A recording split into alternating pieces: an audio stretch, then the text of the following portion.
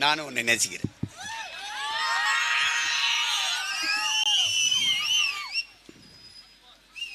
எங்களின் உயிரோடும் உணர்வோடும் கலந்து வாழுகின்ற அன்பு உறவுகள் அனைவருக்கும் வணக்கம்.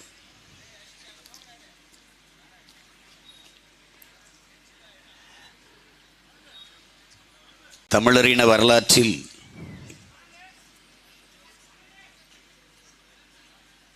இது ஒரு பெரும் அரசியல் புரட்சி.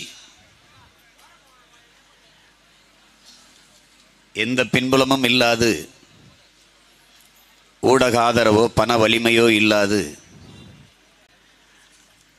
உழைக்கும் மக்களின்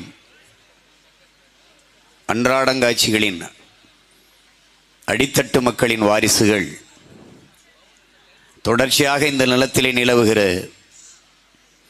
அநீதி, கொடுமை, அடக்குமுறை, ஒடுக்குமுறை, சாதிய இழிவு, தீண்டாமை, பசி, பஞ்சம், ஏழ்மை, வறுமை, பெண்ணிய அடிமைத்தடம், பாலியல் வன்கொடுமை, மதுமத போதை, இவை எல்லாவற்றையும் ஒழித்து ஒரு தூய தேசம் படைக்க வேண்டும் என்கிற புனித கனவை சுமந்து கொண்டு ஒரு பெரும் படையை திரட்டி இந்த நிலத்திலே பல ஆண்டுகள் ஆட்சி அதிகாரத்தை செலுத்தி வந்த கட்சிகளை மிரட்டி கொண்டிருக்கிறது என்றால் இது வரலாற்றிலே பெரிய புரட்சிதான், மாற்றம்தான்.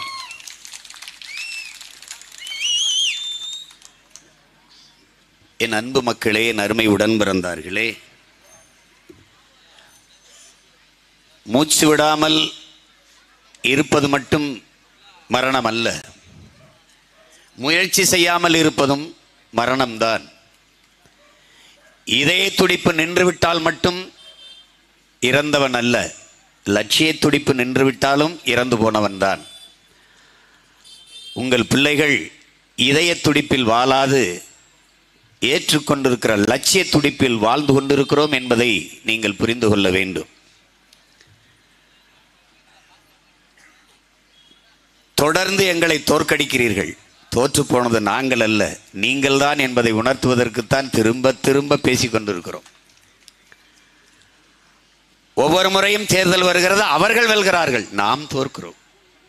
அதை நன்கு நீங்கள் புரிந்து கொள்ள வேண்டும். அதிலும் எண்ணினை இளைய என் தம்பி தங்கைகள், பள்ளி கல்லூரிகளில் படித்துக் கொண்டிருக்கிற என் பாசத்திற்குரிய இளையவர்கள், எதிர்கால தமிழகத்தை மாற்றி படைக்க காத்திருக்கிற இளைய தலைமுறை புரட்சியாளர்கள், நீங்கள் இதை புரிந்து கொள்ள வேண்டும். உலகெங்கிலும் ஆகப்பெரும் அறிஞர் பெருமக்கள், தத்துவ ஞானிகள்,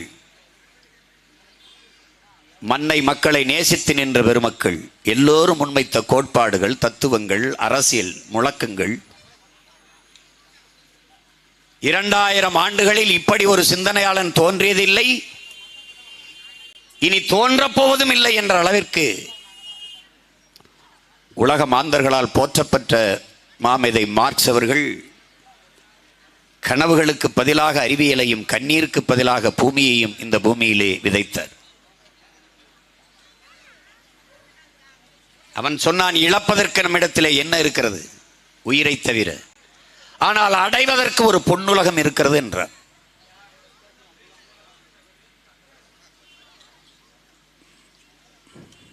லெனின் வந்தார்.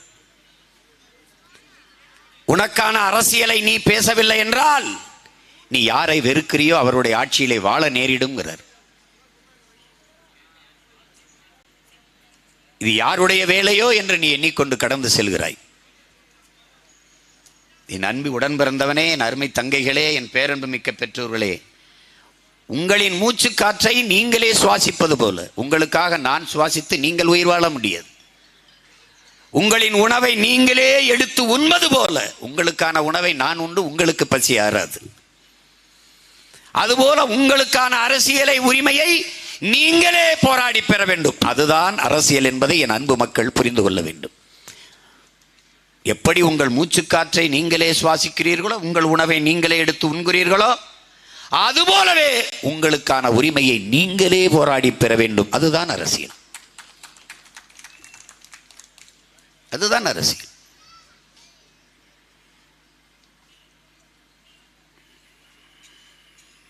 பிளாட்டோ வந்தான், சாக்ரட்டிஸ் வந்தார், பிளாட்டோ வந்தார். நீ அரசியல் வேண்டாம் என்று விலகி நின்றால் நீ யாரை அருவருக்கிறியோ அவனுடைய ஆட்சியின் கீழே வாழ நேரிடும்ங்கிறார் பிளாட்டோ. அரிஸ்டாட்டில் வந்தார், அரசியல் வேண்டாம் என்று நீ விலகி நிற்கலாம், ஆனால் அரசியல் உன் வாழ்க்கையிலிருந்து ஒருபோதும் விலகி நிற்காதுன்றார். அது உன்னை விட்டு விலகாதராங்கிறார். எவ்வளவு பெரிய மேதைகள் எல்லாம் கற்பித்ததை கற்றோம்.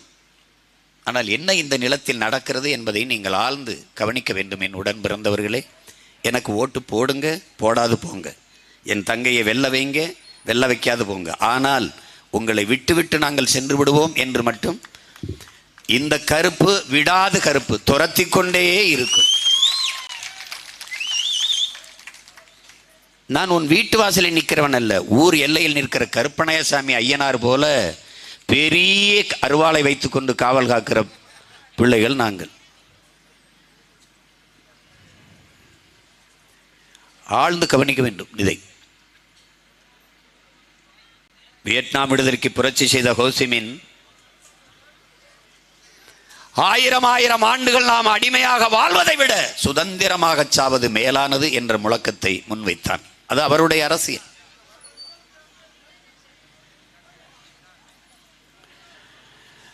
ஃபிடல் காஸ்ட்ரோ வந்தார்.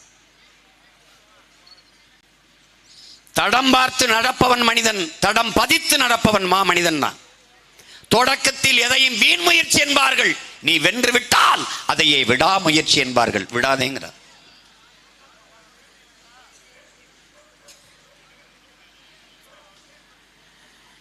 நீ போகிற பாதையில் உனக்கு எந்த எதிர்ப்பும் இல்லையா, திரும்பி வா, அது வேற யாரோ சென்ற பாதை, நீ போக வேண்டிய பாதை இல்லை. நீ போகிற பாதையில் உனக்கு அடக்குமுறை, ஒடுக்குமுறை, இடையூறுகள், தடை எல்லாம் இருக்கிறதா, அதுதான் சரியான பாதை, அதிலே போங்கிறான். அதை தான் உங்க பிள்ளைய செஞ்சுக்கிட்டு இருக்கோம். யாரு? Fidel Castro. அவனுடைய தளபதி சேகுவேரா வந்தான். உலகில் எந்த நாடு அடிமைப்பட்டு கிடக்கிறதோ அந்த நாடெல்லாம் என் தாய் நாடுன்னா.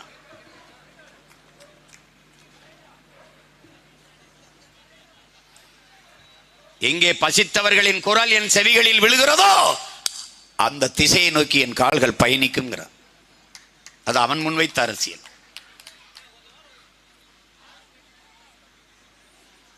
எண்ணற்ற புரட்சியாளர்கள் எவ்வளவோ கோட்பாடுகளை முன்வைத்து உரிமை இழந்த அடிமைப்பட்டு கிடக்கிற அந்தந்த தேசிய இனங்களின் உரிமைக்கு போராடி விடுதலை பெற்றார்கள்.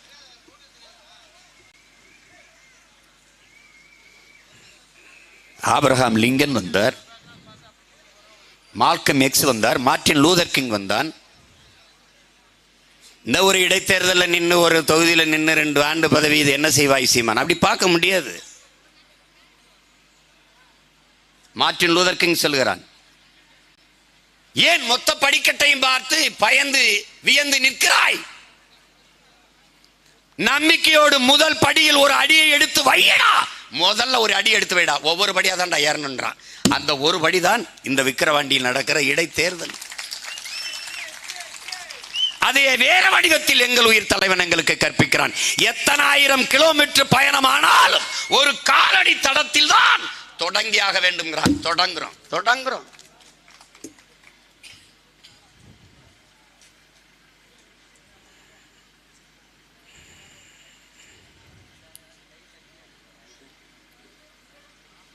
அங்கே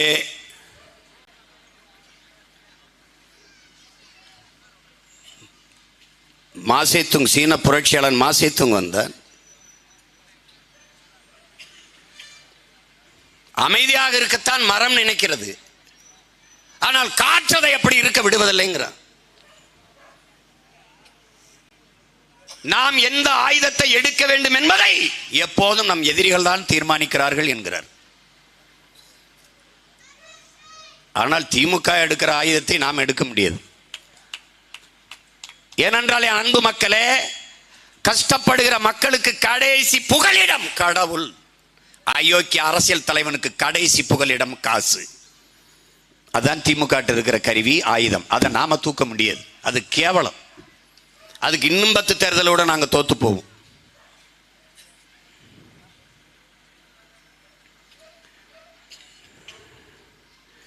கொள்ளையடிச்சு வாழ்றத, திருடி வாழ்வதை பெருமையா வாழ்ற வாழ்க்கை, பெருமை சாதனை பேசுறது இந்த திராவிட. அதனாலதான் திருடர்கள் முன்னேற்ற கழகம் நாம சொல்றது காரணம் தான்.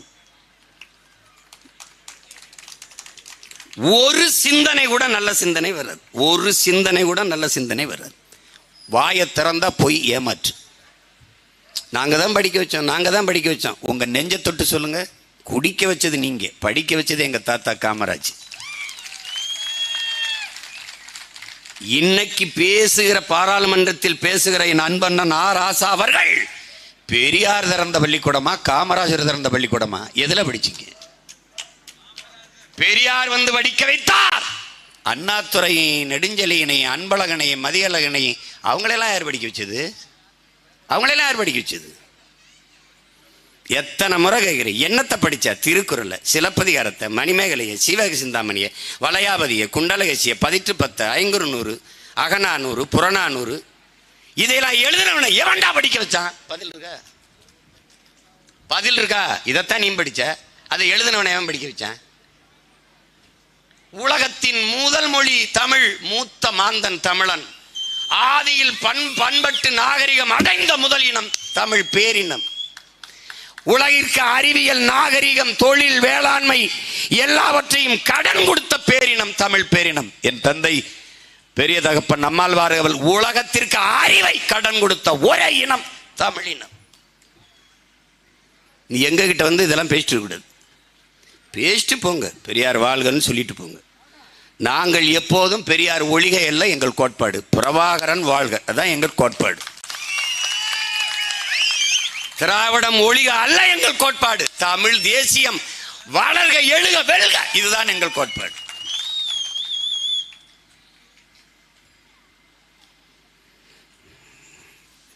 புரட்சியாளர் அம்பேத்கர் வந்தார். 1000 ஆண்டுகள் நாம் அடிமையாக வாழ்வதை விட ஒரு நொடியேனும் வீரமாக சுதந்திரமாக வாழ்ந்து சாவது மேலானது என்று அரசியலை முன்வைத்தார். மிக எளிய கோட்பாடு தான் அன்பு உடன் பிறந்தவர்களே.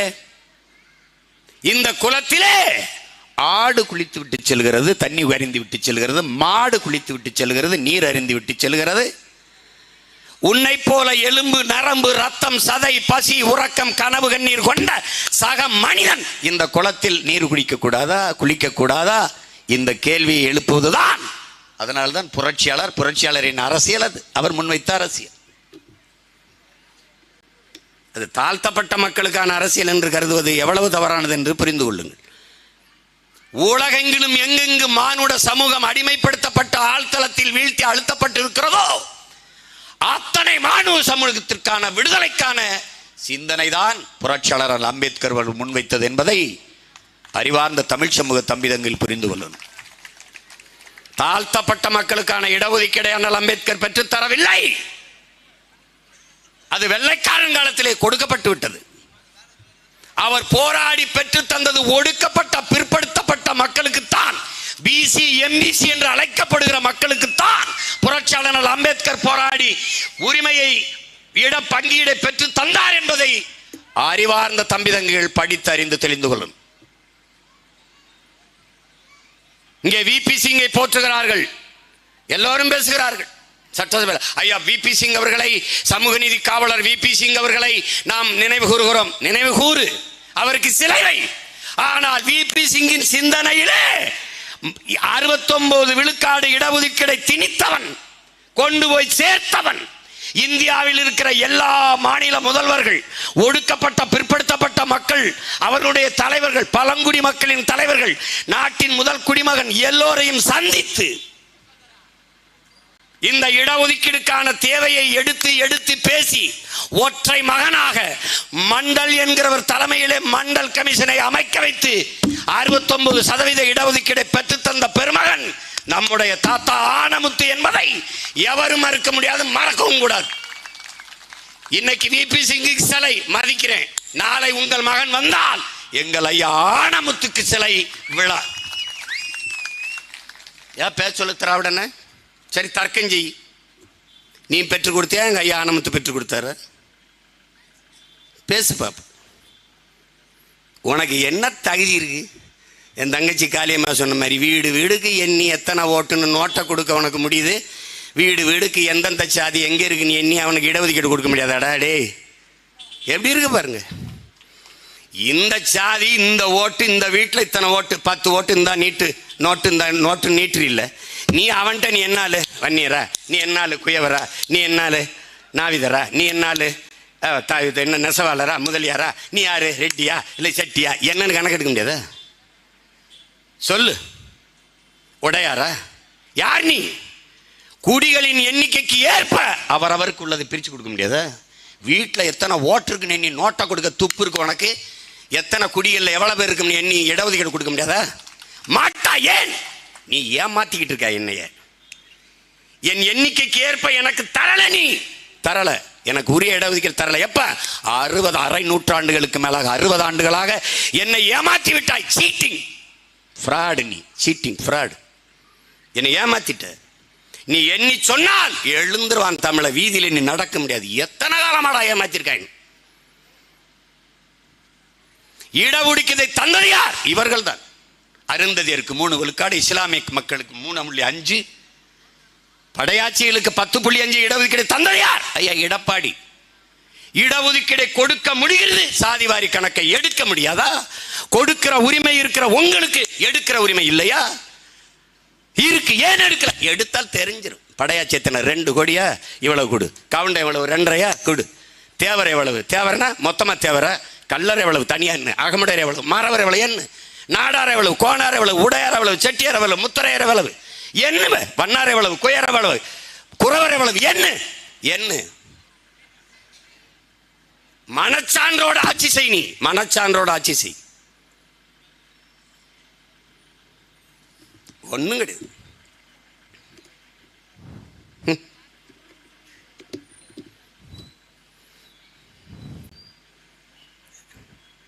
எத்தனை கோட்பாடுகள், எவ்வளவு தத்துவங்களை உள்வாங்கணும். சுபாஷ் சந்திர போஸ் வந்தாரு இந்த நாட்டின் விடுதலைக்கு. அவன் என்ன முன் வச்சான்? கொஞ்சம் ரத்தம் தாருங்கள் என் உடன் பிறந்தவர்களே, நான் நிறைய சுதந்திரம் தருகிறேன். எங்கள் தலைவன் வந்தான், அவன் வழி தோன்றலா, நாங்கள் நிறைய ரத்தம் தந்து விட்டோம் உலகத்தீரே, கொஞ்சம் சுதந்திரம் தாருங்கள் கேட்டார். இது எங்கள் அரசியல்.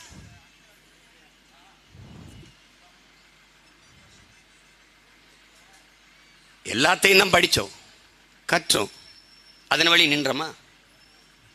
கற்பவை கற்க, கற்க கசடர, கற்பவை கற்றபின் நிற்க அதற்கு தக. அப்படி ஏதாவது நின்றமா? நின்றமா? இல்லையே. வள்ளலார் பெருமகனார் வந்தார், நம்முடைய மூதாதை. கொடிய வரியை வைத்து மக்களை வாட்டக்கூடாதுங்கிறார், வதைக்கக்கூடாதுங்கிறார். கருணை இல்லாத ஒரு ஆட்சி கடுகு ஒளிந்து, கடுகி ஒளிந்து அருள் நயந்த நயன்மார்கள் நன்மார்க்கர்களுடைய ஆட்சி வர வேண்டும்ங்கிறார். இது கருணையே இல்லாத ஆட்சி. இது சர்வாதிகாரம் என்றெல்லாம் சொல்லிவிடக்கூடாது. இது கொடுங்கோன்மை, இது கொடுங்கோளர்களின் ஆட்சி. அதிகாரம் என்பதை அன்பு உடன் பிறந்தவர்களே, அதிகாரத்திற்கு வந்து கண்கள் உண்டு, அதுக்கு கண்ணீர் கிடையாது. பார்க்கும், உன் சாவை பார்க்கும், நல்லா பார்க்கும், கண்ணீர் வராது. ஏன்? அதுக்கு இல்லை. அதுக்கு காதுகளே கிடையாது.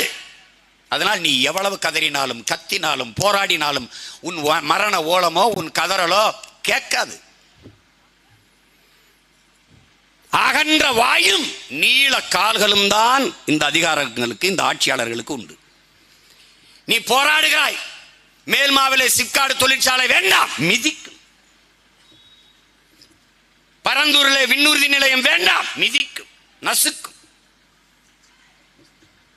ஸ்டெர்லைட் வேண்டாம், சுட்டு கொல்லும், அடிச்சு நசுக்கும், சிறைப்படுத்தும், சித்திரவதை செய்யும்.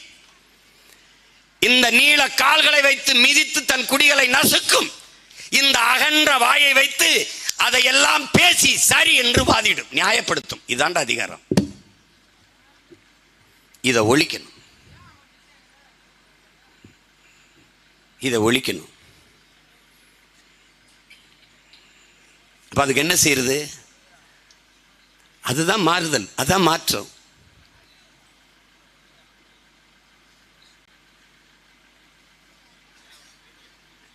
வைகுந்தர் பெருமகனார் வந்தார். இன்னொரு தாத்தன், தாழ கிடப்பவனை தற்காத்து நிற்பதே தர்மம்னர்.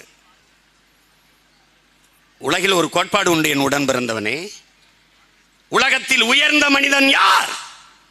எவன் வீழ்ந்து கிடக்கிறானோ, எழ முடியாமல் வீழ்ந்து கிடக்கிறானோ, அவனை கைதூக்கி மேலே எழுப்பி விடுவதற்கு எவன் குனிகிறானோ அவன் தான்டா உலகத்திலே உயர்ந்த மனிதன்கிறான். இன்னைக்கு நீ இல்ல, நான் இல்ல, உலகில் மூத்த இனமான பெருத்த தேசியமான தமிழ் தேசிய இனமே கீழே விழுந்து கிடக்கு. தூக்கி விட ஒருத்தனும் இல்லை.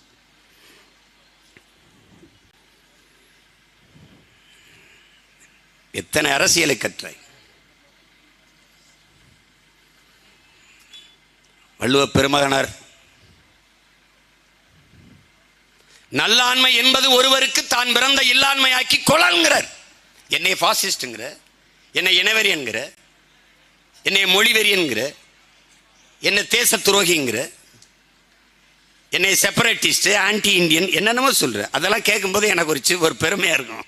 சரிதான், சொல்லு இன்னொரு தடவை சொல்லு, இன்னொரு தடவை சொல்லு. நான் தேச துரோகி, நான் தமிழின வெறியன், இன்னொரு தடவை சொல்லு. ஏன்னு கேளு, நான் அப்போ பெருமையாக இருக்கும்ல. உண்மையிலே நம்ம நல்ல தமிழ் தாய்க்கும் தமிழ் தகப்பனுக்கும் பிறந்திருக்கோம்டா.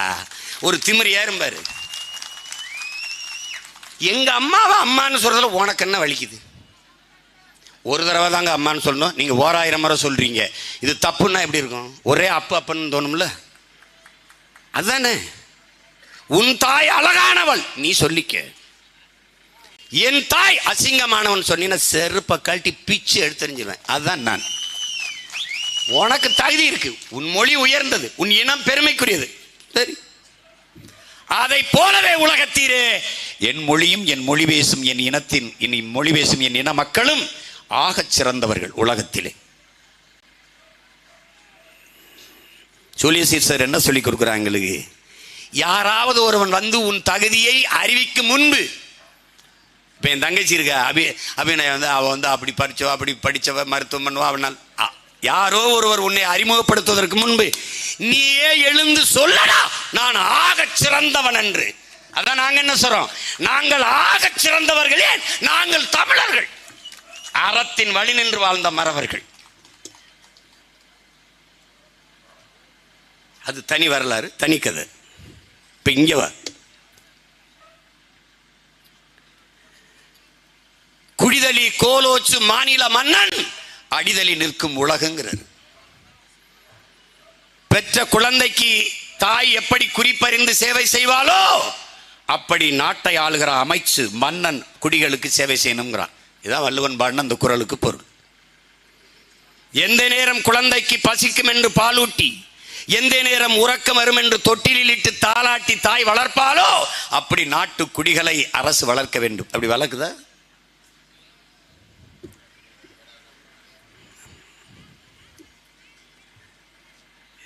புதுசா ஒன்றும் இல்லையே. நபி பெருமார்கிட்ட போயிட்டு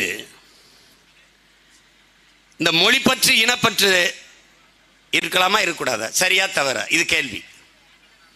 மொழி பற்று இனப்பற்று எப்படி தவறாகும்? அது எப்படி இனவெறி ஆகும்? எது இனவெறி?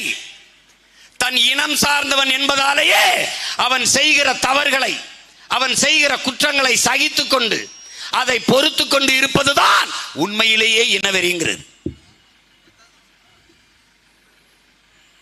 இதை வேற வடிவத்தில் சுபாஷ் சந்திர போஸ் சொல்றாரு. பின்னாடி என்ன சொல்றாருன்னா, ஒரு கட்சியில சேர்ந்துட்டு, இப்ப திமுக காங்கிரஸ் இந்த பாரதிய ஜனதா அந்த கட்சியெல்லாம் செய்தல, அதை தான் அவர் சொல்றாரு. ஒரு கட்சியில சேர்ந்துட்டு அந்த கட்சி என்ன செய்தாலும், எவ்வளவு தவறு செய்தாலும் அதை சகித்து கொண்டு சரி என்று பேசுவதுதான் தேசப்பற்று என்றால், அந்த தேசப்பற்று என் கால் செருப்புக்கு சமம்ங்கிறான் சுபாஷ் சந்திர போஸ். இது நான் சொல்லல, காந்தியடிகள் அகிம்சையை போதித்தார். அதானே நீ படிச்ச? அதே காந்தியடிகள் என் இனம் முற்றுமுழுதாக அழித்து ஒழிக்கப்படுமையானால் அதை தடுப்பதற்கு நான் எந்த விதமான வன்முறையில் ஈடுபடுவேன், எந்த விதமான ஆயுதத்தையும் ஏந்துவேங்கிறார். யாரு? காந்தி. இதை நான் திருநெல்வேலியில் பேசிட்டேன்ட்டு காந்தி சொன்னார்னு சொல்லி தான் நான் பேசியிருக்கேன். அந்த பேச்சை போட்டு காட்டிங்கன்னா தெரியும். அந்த 2009 எந்த விதமான ஆயுதத்தையும் ஏந்துவங்கிறார், எப்படிப்பட்ட வன்முறையில் ஈடுபடுங்கிறார். என் மேலே தேசிய பாதுகாப்பு சட்டம் போட்டு உள்ளதுக்கு வச்சுட்டு யாரு? தமிழின தலைவர் டாக்டர் கலைஞர், தன்மான தலைவர். இவர் தான். எந்த இடத்துல அவர் பேரை வைக்கல? கருணாநிதி கழிப்பிடம், கருணாநிதி குடிப்பிடம், இது ரெண்டுக்கும் தான் வைக்கல. இதெல்லாம் நிரந்தரமாக இருக்குன்னு நினச்சிக்கிட்டு இருக்காங்க. ஒரு மாசத்துல ஒரு பேர் இருக்காது. எங்கள் இனத்தில் இல்லாத முன்னோர்களா, என் இனத்தில் இல்லாத பெருமைமிக்க ஆன்றோர் சான்றோர்களா, அவர்களை தாண்டியா நீங்கள்? அதிகாரம் இருக்கு ஆடுற, அதிகாரம் இருக்கு ஆடுற. இங்க எங்க ஆளுகள்லாம் அண்ணல் அம்பேத்கரை பின்பற்றி அரசியல் செய்கிற கட்சிகள், குறிப்பாக எங்கள் அண்ணன் வினோத் போன்றவர்கள், என் தம்பி களஞ்சியம் போன்றவர்கள்லாம் தேர்தல் பாதை திருடர் பாதை என்று விலகி நின்றார்கள். நான் ஒன்றும் கேட்கல. அம்பேத்கரை படிக்கிறீங்கல்ல? எங்கள் அண்ணன்ட்ட கேட்டேன். ஆமாம், சரி. அதிகாரம் மிக வலிமையானதுங்கிறாரு. எதுக்கு சொல்றாரு? அப்படின்னா என்ன அர்த்தம்? அதை அடையிடான்னு அர்த்தம். அதுக்கு பின்னாடி அதை படித்த நாங்கள் ஒரு பின்னாடி ஒரு இதை சேர்க்குறோம். அதிகாரம் மிக வலிமையானது, அதை அடைந்து விட்டால் அனைத்தும் எளிமையானதுன்னு ஒரு பின்னாடி ஒரு கோட்பாட்டை அதில் ஒட்டுறோம். அதிகாரம் மிக வலிமையானது, அந்த அதிகாரம் என் மக்களுக்கானதுங்கிற ஒரு இதை ஒட்டுறோம், பின்னாடி ஒட்டுறோம். எல்லா துன்பப்பூட்டு அன்பு தம்பி தங்கைகளே, அருமை பெற்றோர்களே, எல்லா வேதனைக்கும் ஒரே மருந்துதான், அது சாதனை. இதை அண்ணல் அம்பேத்கர் வேற மொழியில் சொல்றார். எப்படி? எல்லா துன்ப பூட்டுகளுக்குமான சாவி ஆட்சி அதிகாரம் மட்டுமேங்கிறார். அது ஒண்ணுதாண்டா இருக்குன்றார். ஏன்? அதிகாரம் மிக வலிமையானது. இந்த பாரு, காவல்துறை நிற்கும் போதே காசை கொடுக்கிறான். ஏன்? அதிகாரம் மிக வலிமையானது. ஆடு மாட பட்டியல் அடைக்கிற மாதிரி அடைக்கிறான். ஏன்? அதிகாரம் மிக வலிமையானது. தேர்தல் ஆணையம் தெருவில் எழுதி வைக்கும், அதுக்கு 10 கோடி 20 கோடி செலவழிக்கும். காசு கொடுப்பது ஓட்டுக்கு, உங்கள் வாக்கு விற்பனைக்கல்ல. காசு வாங்குவது, காசை வாங்கி கொண்டு ஓட்டு போடுவது, ஓட்டுக்கு காசு கொடுப்பது குற்றம். ஓராண்டு சிறை. ஒருத்தனாவது ஓராண்டு சிறையில் இருந்து காணவர் கைது செய்யவாதப்பட்டிருக்கானா? வாங்கினவன் கைது செய்யப்பட்டிருக்கானா? இல்லை கொடுத்தவன் கைது செய்யப்பட்டிருக்கானா? என்ன பண்ணுது தேர்தல் ஆணையம்? பண்ணாது. ஏன்? அது ஒரு நாடக கம்பெனி, டிராமா ட்ரூப். இந்த பறக்கும் படையெல்லாம் வந்துகிட்டு இருந்துச்சு. இப்போ எங்கே போச்சு அந்த படை? எங்கே போய் படுத்து கிடக்கு? எங்கே போய் படுத்து கிடக்கு? அப்புறம் கொடுமையான கூட்டம். இது ரொம்ப கொடுமையான கூட்டம். ஜனநாயகம்ங்கிறது இது மாதிரி கேவலம். கேவலம். ஒரு பாட்டு, ஏதோ ஒரு பாட்டு, அது ஒரு படத்தில், ஐயா பாலச்சந்தர் படம் தான் நினைக்கிறேன். அதாவது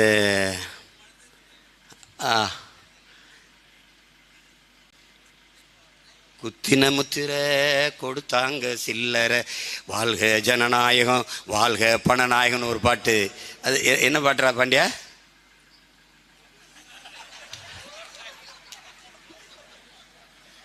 அது நல்ல பாட்டு. கையில காசு வாயில தோசை, குத்தின முத்திர கொடுத்தாங்க சில்லற, வாழ்க ஜனநாயகம் வாழ்க பணநாயகம், வாழ்க ஜனநாயகம் வாழ்க பணநாயகம். இதுதான். ஐயா இவங்கள மாதிரி கொடுமை. என்ன பாடியாச்சு, பேசியாச்சு, ஆடியாச்சு. எம்பிட்டு காலத்துக்கு கத்துறது? எம்பிட்டு காலத்துக்கு? இதயத்திலிருந்து பேசுங்கிறேன். அதையும் தாண்டி நாங்கள் ஈரக்குலையிலிருந்தும் பேசி பார்த்துட்டோம். ஒன்றும் சரி வரல அதில். அப்போ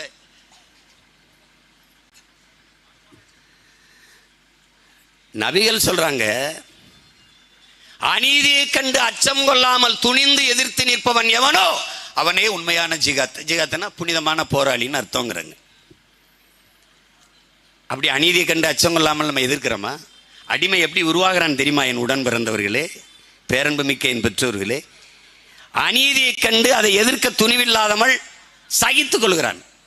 எதுக்குப்பா பிரச்சனை? நமக்கு வாப்பா, நமக்கு எதுக்குப்பா தம்பி, விடுப்பா, எல்லாரும் பேசாமல் போயிட்டு இருக்கா, நீ எதுக்குப்பா, வாப்பா, நமக்கு எதுக்குப்பா வம்பு, நமக்கு எதுக்குப்பா பிரச்சனை? இதுதான் நாட்டுக்கு பிரச்சனை. இது என் பிரச்சனை, உன் பிரச்சனை. அதை நல்லா கவனிச்சுக்கணும். அப்ப அநீதியை கண்டு அச்சம் கொண்டு எதிர்த்து நிற்க துணிவில்லாதவன் சகித்துக் கொள்கிறான். தொடர்ச்சியாக சகித்துக் கொள்ளுகிறவன் அடிமையாகிறான். இப்ப நீங்க அடிமை, நான் அடிமை. என்ன அநீதி தெரியுது? மதிப்புமிக்க உன் உரிமையை ஒரு வேட்டி, ஒரு சேலை, 1000 500 காசு, 200 ரூபாய் காசு, ஒரு சாப்பாடு, இதற்கு வாங்கி கொண்டு போகிறான். அநீதி. இதை சகித்துக் கொள்ளுகிறோம். இப்ப எதற்கு இந்த கல்வி? எதற்கு படிக்கிற? எதற்கு மூளை என்ற உறுப்பு? எதற்கு சிந்திக்கிற ஆற்றல்? இதெல்லாம் எதற்கு? சிந்திக்க வேண்டும். சிந்தித்தால் சந்தேகங்கள் வரும். சந்தேகங்கள் வந்தால் ஏன், எதற்கு, எப்படி என்ற கேள்வி வரும். அந்த கேள்விதான் அறிவின் பிறப்பிடம்ங்கிறான். அதான் பகுத்தறிவுங்கிறான். அப்ப நீ சிந்திக்கிறியா? சந்தேகம் வருதா? எதுக்கு நீ காசு கொடுக்குறான்? நமக்கு இவ எதுக்கு காசு கொடுக்குறான்? நீ காசை வச்சுக்க, நல்ல ஆட்சியை கொடு. காசை வச்சுக்க, குடிக்க தண்ணியை கொடு. காசை வச்சுக்க, படிக்க கல்வியை கொடு. காசை வச்சுக்க, பயணிக்க பாதையை கொடு. காசை வச்சுக்க, தடையில்லாத மின்சாரத்தை கொடு. கேட்க முடியலையே. இந்த ரோட்டை ஒழுங்கா போட்டியா? கேட்க முடியாது. ஏன்? நீ நோட்டை வாங்காம ஓட்ட போட்டியா? அவன் அட உடனே கேட்பான். உனக்கு என்ன இருக்குது கேட்க? ஒரு நேர்மையற்ற தலைவன் நாட்டை ஆளுகிற போது தன் நாட்டு குடிகளிடத்திலே நேர்மை இருக்கக்கூடாது என்று அவன் நினைப்பான். அதை சாகடிக்க நினைப்பான். ஏன்? ஒரு நேர்மையற்ற தலைவன் ஆளுகிற போது நாட்டின் குடிகள் நேர்மையாளர்களாக இருந்தால் கேள்வி கேட்பார்கள், கிளர்ச்சி செய்வார்கள், புரட்சி செய்வார்கள். அவன் ஆட்சி அதிகாரத்திலே இருக்க முடியாது, நிலைக்க முடியாது. இதான். அதனால என்ன பண்ணுவான்? நான் 2 பொண்டாட்டி, ஒரு 2 வப்பாட்டி வச்சிருக்கேன்னா எல்லா அமைச்சரும் வச்சுக்க. என் மகனுக்கு சீட்டு கொடுக்குறேன்னா ஓ மகனுக்கும் சீட்டு. ஏன்? கேள்வி கேட்கிற தகுதி அவனுக்கு இருக்கக்கூடாது. நான் 5000 கோடி கொள்ளையடிக்கிறேன்னா உனக்கு 500. மொத்த வெள்ளத்தையும் வீட்டில் வச்சுக்கிட்டு லேசா அப்படி எடுத்து நாக்க நீட்டு தடை விட்டு போறது. அதான் இந்த 500. அதான் 500.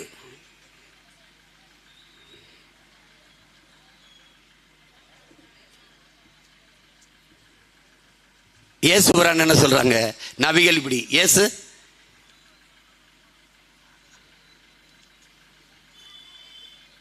உன் இனம் சார்ந்த ஒருவனே உன்னுடைய ஆட்சியாளனாக இருக்கணுங்கிறார். உன்னை ஆள்பவனாக ஆக்கு. உன் இனம் சார்ந்த ஒருவனை, உன் இனம் சாராத அந்நியன் ஒருவனிடத்திலே உன் ஆட்சி அதிகாரத்தை ஒப்படைக்காதேங்கிறார்.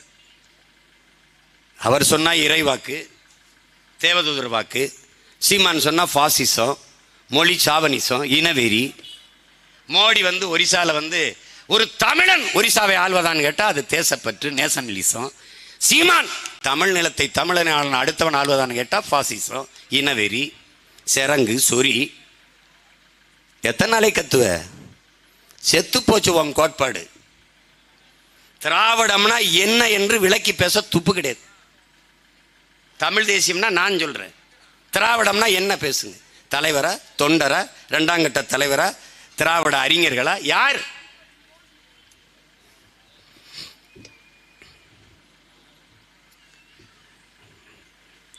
பூரா ஏமாற்று, வெற்று ஏமாற்று.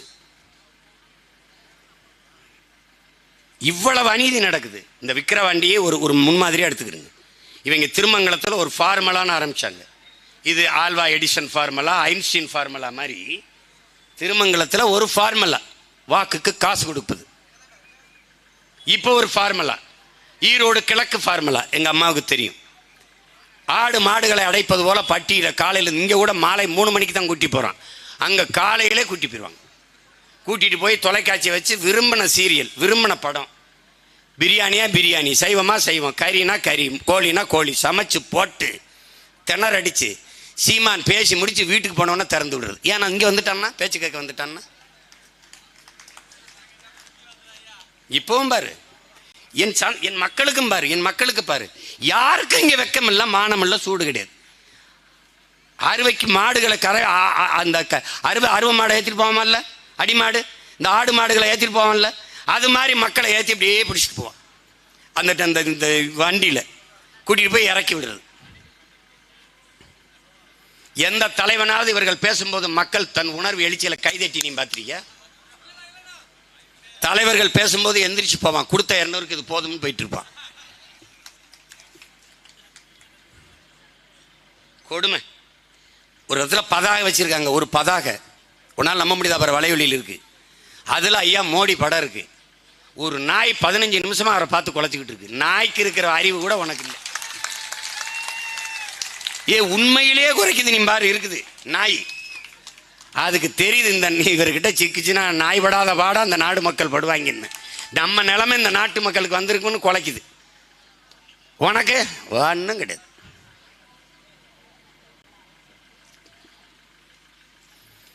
அவன் அதிகாரம் எதற்கானது பாரு. இப்போ ஐபிசி இந்த செக்ஷன் அந்த எல்லா சட்டத்தெல்லாம் மாற்றுறாங்கன்னாங்க. நீ நல்லா கவனிச்சு பாரு. அதில் என்ன அண்ணல் அம்பேத்கர் வகுத்த சட்டம் திருத்தம். அவன் அதிகாரத்துக்கு வந்த பிறகு அந்த சட்டத்தின் பெயர்களை எல்லாம் கொடுஞ்சட்டமாக கொண்டு வரதை தவிர்த்து அதுக்கு மேல சமஸ்கிருதத்தில் பெயர் வைக்கிறாங்க. இந்தியன் பீனல் கோடு அப்படி இல்லை, அது என்ன தண்டனை சட்டம் அப்படி இல்லை. இப்போ அதாவது பாரதிய நியாய சங்கீதா, பாரதிய நியாய சங்கீதா சமஸ்கிருதம். ஏன்? அதிகாரம் செத்துப்போன அவர்கள் தாய்மொழியை உயிர்ப்பிக்க துடிக்கிறது. நாங்கள் செத்து கொண்டிருக்கிற எங்கள் தாய்மொழியை உயிர்ப்பிக்க அதிகாரத்தை அடைய துடிக்கிறோம். ரெண்டுக்கு இருக்கிற வேறுபாடு தான். செத்துப்போன அவர்கள் தாய்மொழியை உயிர்ப்பிக்க அதிகாரத்தை வைத்துக் கொண்டு துடிக்கிறார்கள். நாங்கள் செத்துக்கொண்டு இருக்கிற எங்கள் தாய்மொழியை மீட்க காக்க உயிர்ப்பிக்க அதிகாரத்தை அடைய துடிக்கிறோம். இவ்வளவுதான். திராவிடர்களுக்கு என் மொழி செத்தா என்ன? என் மொழி செத்தா தான் அதிகாரத்தில் இருக்க முடியும். படையாட்சியும் பறைய நாங்கள் சண்டை போட்டு செத்தா என்ன? நாங்கள் செத்தா தான் அதிகாரத்தில் இருக்க முடியும். சொந்த ரத்தங்களுக்குள் யுத்தம் சிந்துகிற ரத்தத்தை நக்கி குடிக்கிற ஓநாய்கள் தான் இந்த திராவிட இந்திய ஓநாய்கள். இந்த காங்கிரஸ், பாரதிய ஜனதா, இந்த திராவிட பன்னிகளில் ரத்தம் குடிக்க ஒட்டி இருக்கிற உண்ணிகள் தான் இந்த கட்சிகள். தனித்துவமே கிடையாது. தனித்துவம்னா பிரபாகரன் பிள்ளைகளுக்கு தான் தனித்துவம் இருக்கு. இவங்களுக்கு எப்படி இருக்கும்? எங்க ஐயா அம்பேத்ராஜன் சொன்னார்ல, அம்பேத்ராஜன் நடக்க முடியாதவனுக்கு ஊன்றுகோல்டா கூட்டணி இல்ல. கூட்டமாக நிற்பவனுக்கு துணிவோ வீரமோ தேவையில்லை. தனித்து நிற்பவனுக்கு தான் துணிவும் வீரமும் தேவைப்படுது.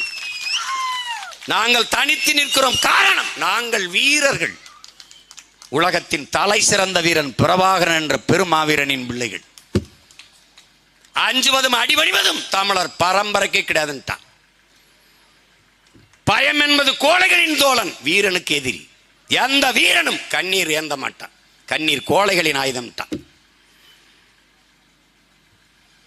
அதனால நீ தோக்கடி என்ன என்ன வந்து எனக்கு என்ன ஆயிடுச்சு? யார்கிட்ட தோத்தேன்? என் தம்பிகிட்ட, எங்க அம்மாட்ட, பெரியம்மாட்ட, சின்னம்மாட்ட. நீ மனு கொடுக்க மட்டும் என்னை தேடுவ, ஓட்டு போட அவனுக்கே போடுவ. அதானே ஒரு அடிப்படை அறிவு தானே. நோட்டை வாங்கிட்டு ஓட்ட வைக்கிற, அவன் அந்த ஓட்டை வாங்கிட்டு நாட்டை வைக்கிறான். இதுதான் நடக்குது.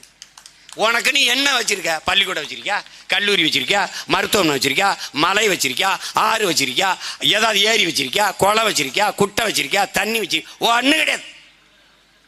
ஒன்றும் கிடையாது உனக்கு. எல்லாம் வருவா புரட்சியா அப்படியே தொலைக்காட்சியை திருப்பினா அது வந்து அப்படி இப்படி பேசுவோம். அறிவியல் அரசியல் ஆய்வறிஞர்கள், கருத்தியலாளர்கள் எல்லாம் பேசிவிட்டு கடைசியா கருணாநிதி வீட்டில் போய் மரவாசல் செஞ்சுட்டு இருப்பான். நல்லா பேசுறாரேம்பா. 2 நாள் நல்லா பேசுவான், மறுபடியும் கருணாநிதி வீட்டில் பெட்ஷீட் வச்சு படுத்து கிடப்பான். அதாவது எங்க அப்பா மணியரசன் சொல்றார், திராவிட திண்ணையில் படுத்து அந்த வெண்ணெயை போடுற நக்கிட்டு சாப்பிட்டு போயிட்டு இருக்க வேண்டியதான். இது ஒரு கொள்கை கோட்பாடு. இந்த நாட்டிலே அறிவார்ந்த தமிழ் சமூக பிள்ளைகளே, என் உயிரினமிலே இளையவர்களை உங்கள்கிட்ட கேட்கிறேன். இந்த நாட்டில் இருக்கிற இந்த அநீதி அரசியல் தெரிகிறது எல்லாருக்கும். தப்பு, ஊழல், லஞ்சம் ஊறி திளைத்து விட்டார்கள். வளத்தை கொள்ளையடிக்கிறார்கள். எல்லாவற்றுக்கும் காசு. நீ பழகிட்ட. படிக்க காசு, படித்தா வேலைக்கு போக காசு, பணியிட மாற்றத்திற்கு காசு, எல்லாவற்றுக்கும் காசு. பணம் பணம் பணம், எல்லாவற்றுக்கும் காசு. உடனடியாக பிணத்தை உடற்கூறு ஆய்வு செய்து வரணுமா? காசு. எல்லாவற்றுக்கும் 4-5 பிணம் வரிசையில் இருக்கா, முதல்ல எரிக்கணுமா? சாம்பலை உடனே கொடுத்து விடணுமா? காசு. எல்லாவற்றுக்கும் பணம். ஊறி போனது அநீதி, கொடுமை. நீ சகித்து கொண்டாய். உனக்கு கோபம் இல்லை, அறச்சீற்றம் இல்லை. பண்ண பலகடா பச்சை படுகொலை, பைந்தமிழினத்திற்கு உயிரடா விடுதலைனா. படிச்ச ஒன்றும் இல்லை. மான ரோசம் சூடு சொரணை எதுவும் ஏறலை.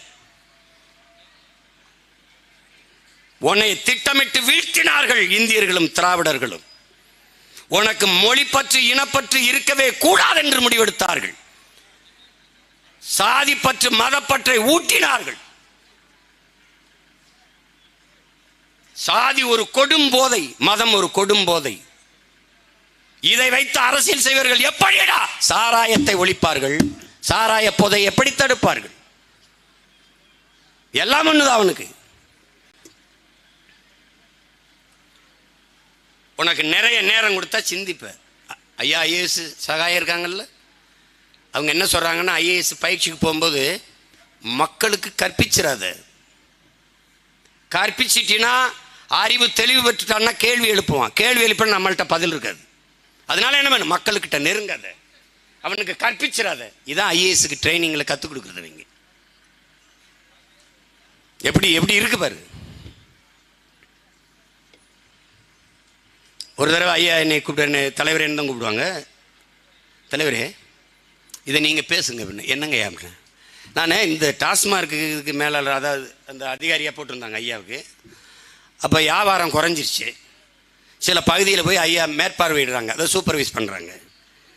அப்போ ஏன் 2 மாதமாக வியாபாரம் குறைஞ்சிருச்சு அப்படின்னு கடை நிர்வாகிகள், அந்த விற்பனையாளர்கள், அந்த மேலாளர்கள்ட்ட கேட்குறாரு. ஐயா ஐயா அடுத்த வாரத்திலேருந்து சரியாயிருமையா, இந்த இழப்பை அதில் ஈடு கட்டிடலாமையா அப்படின்னு. அடுத்த வாரத்திலேருந்து எப்படி சரி பண்ணுவீங்க? ஐயா காலேஜெலாம் திறந்துருவாங்கய்யா, கல்லூரிலாம் திறக்க போகிறாங்கய்யா. திறந்துட்டா இந்த 2 மாதம் இழப்பு இருக்குல்லங்க, லாஸ், அதை ஈடு கட்டிடலாங்கய்யா. அப்படின்னா நம் பிள்ளைகள் படிக்க போகிறார்களா குடிக்க போகிறார்களான்னு பாரு. கல்லூரி திறந்தால் டாஸ்மார்க் வியாபாரம் அதிகரிக்கும்னு விற்பனை மேலாளர்கள் ஐயா சகாயத்திட்ட சொல்றாரு. அவர் வருத்தப்பட்டு, நாடு எதை நோக்கி போகுது பாருங்க, நீங்கள் பேசுங்கன்னு. நானும் தான் பேசுகிறேன், நீனும் தான் கேட்குற, என்ன ஆகுது? சாராய கடையை மூட முடியாது என்று சொல்லுவதற்கு நீ வாக்கு செலுத்துகிறாய். நான் வந்தா மூடுவேன்னு சொல்றவன ஏற்று கூட பார்க்க மாட்டேற. அப்புறம் என்னை கேட்பாங்க, நீ முதல் கையெழுத்து எதுக்கு போ? முதல் கையெழுத்து முதலமைச்சர் கையெழுத்து தான் போடுவேன், இல்லைன்னு செல்லாது. இல்லை, முதல் கையெழுத்து முதலமைச்சர், அதுக்கப்புறம் அடுத்த கையெழுத்து. இதுக்கெல்லாம் ஒரு கையெழுத்தா? போடுறா எழுத்து, மூடுறா பூட்டை போடுறா. வந்த உடனே 4 மாதத்தில் கல்லு கடையை திறந்துடுவேன். பனை 3 மாதம், அதுக்கப்புறம் தென்னை 24 எப்பவும் இருக்குது. தென்னம்பால், பனம்பால், மூலிகைச்சாறு கடையெல்லாம் திறந்து நிறுத்திட்டு மூடுறான்டுவேன். அவன் கோவிக்க மாட்டான். எங்கால போய் கல்லை போய் குடுறா போட, போய் குடிச்சு சந்தோஷமா இருற போட. உழைக்கணும். சோம்பி உட்காந்தான்னு வச்சுக்க, வீட்டு வாசல் பச்சை மட்டையை வச்சு வெளுத்து விட்டுருவேன். பாரு, எங்க பார்த்தாலும் 1.5 கோடி பேர் வட இந்தியா உட்காந்துட்டான். ஏன்? நீ உழைப்பிலிருந்து வெளியேற்றப்பட்டாய். உன் இன வரலாற்றை தெரிந்து கொள்ளின் உடன் பிறந்தவனே, முதலில் நீ எங்கிருந்து வெளியேற்றப்பட்டாய்? எங்கிருந்து? கோயில்களிலிருந்து வெளியேற்றப்பட்டாய். கோயில்கள் உன் வழிபாட்டு தலம் மட்டுமல்ல, உன் வரலாற்று பேர் ஆவணம். உன்னுடைய வரலாற்று குறிப்புகள் கோயில்களின் மதில் சுவர்களில், கல்வெட்டுகளில் பொறிக்கப்பட்டிருக்கு. அங்கிருந்து வெளியேற்றினா நீ வெளியேறிட்ட. வரலாற்றிலிருந்தும் வழிபாட்டிலிருந்தும் வெளியேறின. உன் மொழி வெளியேறிச்சு, சமஸ்கிருதம் உள்ள போயிடுச்சு, செத்துட்ட. பிறகு எங்கிருந்து? வரலாற்றிலிருந்து வெளியேறிட்ட, மொழியிலிருந்து வெளியேறிட்ட. அப்படி இப்படி நீ என்ன வாழும்? கல்விக்கூடங்களில் உன் தாய்மொழி இல்லை, வெறும் பாடமொழி ஆக்கினார்கள். பயிற்று மொழியாக இருந்து உன் தாய்மொழி பாடமொழியாச்சு. பாடமொழியாக உன் தாய்மொழி விருப்ப மொழியாச்சு. எந்த தமிழனும் விரும்பல, உன் மொழி அங்க செத்துருச்சு, முடிஞ்சு கதை. பிறகு நீ உழைப்பில் இருந்து இப்போது வெளியேற்றப்பட்டு கொண்டிருக்கிறாய். இந்த உழைப்பின் தேவை அப்படியே இருக்குது. கொத்தனார் வேலைக்கு தேவை, ஆசாரி வேலைக்கு தேவை, இப்ப சாலை ஓட தேவை, கருதறுக்க தேவை, கரும்பு வெட்ட தேவை, வாழைத்தார் வெட்ட தேவை, அப்ப நெல் இருக்க தேவை. எல்லாத்திற்கும் இந்த வேலைக்கான தேவை அப்படியே இருக்கு. ஆனா நீ வரல. அப்ப வேற ஆளு நிரப்பினான். அவன் யார்? வட இந்தியன். இவன் வேலை கொடுத்தா பரவாயில்ல, அவனுக்கு குடும்ப அட்டையும் ஓட்டுரிமையும் கொடுத்துற. ஓட்டுரிமை இன்னைக்கு கொடுப்பாய், நாட்டை ஆளுகிற உரிமையை நாளைக்கு கொடுப்பாய். நீ சொந்த நிலத்தில் அடிமையாவை, உன்னை அடித்து விரட்டுவான்.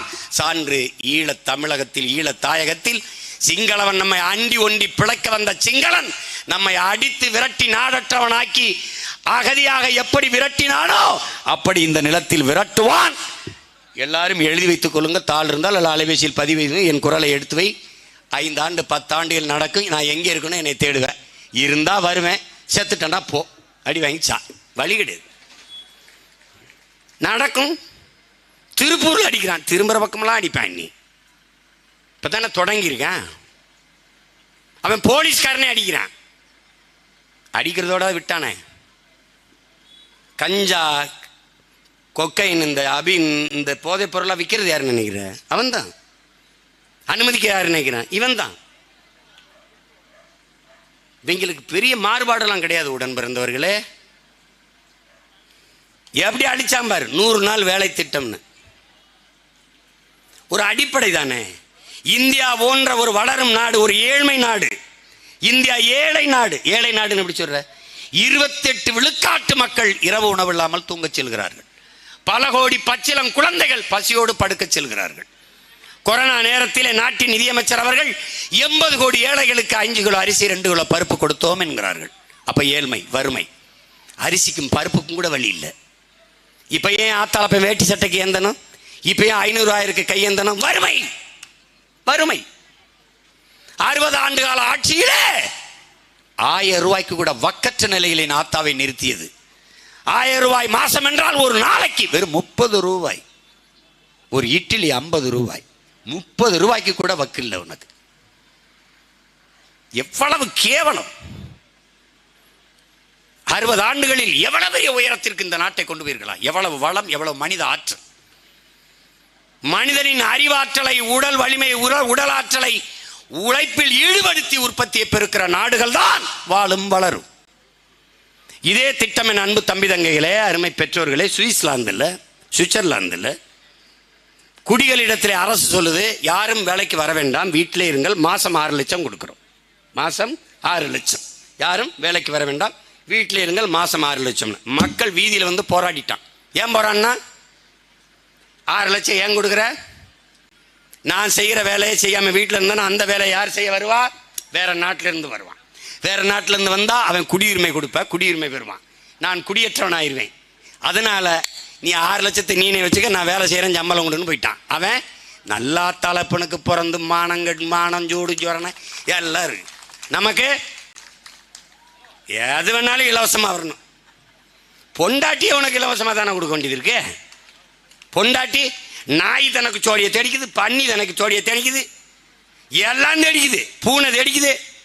யாராவது ஒரு தலைவனுக்கு பிறந்த நாள் வருதா, 70 வயசா, 70 ஜோடிகளுக்கு இலவச திருமணம். எது? அரப்பவன் தாலி, 2 அண்டா குண்டா ஒரு இது வச்சாலாம் கட்டி அப்படி கட்டி கொடுத்து அரப்பவன் தாலி வாங்கி கூட ஒரு புள்ள கழுத்தில் கட்ட முடியாது. நீ பொண்டாட்டிக்கிட்டு எப்படி அதை கடைசி வரைக்கும் வாழ போகிற? உனக்கு எதுக்கு பொண்டாட்டி? எதுக்கு பொண்டாட்டி? இலவச திருமணம்.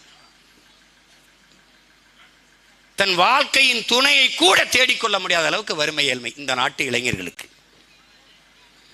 எப்படிப்பட்ட கொடுமை! அதில் அம்மையார் ஜெயலலிதா இருக்கும்போது 69 ஏதோ ஒரு அந்த வயசில் ஒரு திருமணம், 65 ஒரு மண்டபத்தில் வந்து உட்கார வச்சு எல்லா பொண்ணு மாப்பிள்ளை தலையிலையும் அம்மா ஜெயலலிதா ஸ்டிக்கர் ஒட்டி வச்சுட்டான். சிரிக்காத, இருக்கு, காணொலியில் இருக்குது, நீங்கள் பார்த்தீங்கன்னா இருக்கும் ஸ்டிக்கர் இப்படி. ஆமாம், அதில் அம்மா வர நேரம் ஆயிடுச்சுன்ட்டு இந்த பொண்ணு அந்த இடத்துல உட்காந்து பேசுது, அந்த பொண்ணு அங்கே உட்காந்து பேசுது. அம்மா வர நேரம் ஆயிடுச்சுன்னு மாறி மாறி உட்காந்து பேசிக்கிட்டு இருக்குது ரொம்ப நேரம்னு. திடீர்னு அம்மா வந்துட்டாங்க.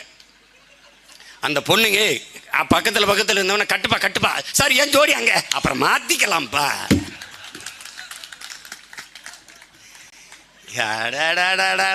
நீ தான்டா தன்மானத்துக்கு உயிரை விட்டவன். மயிர் நீப்பின் உயிர் வாழா கவரிமான் அண்ணான் மானம் வரின்னு உன் மறையில் இதுதான். நீ தான் மானத்துக்கு உயிரை விட்டவன். நீ தான் கொடுமை.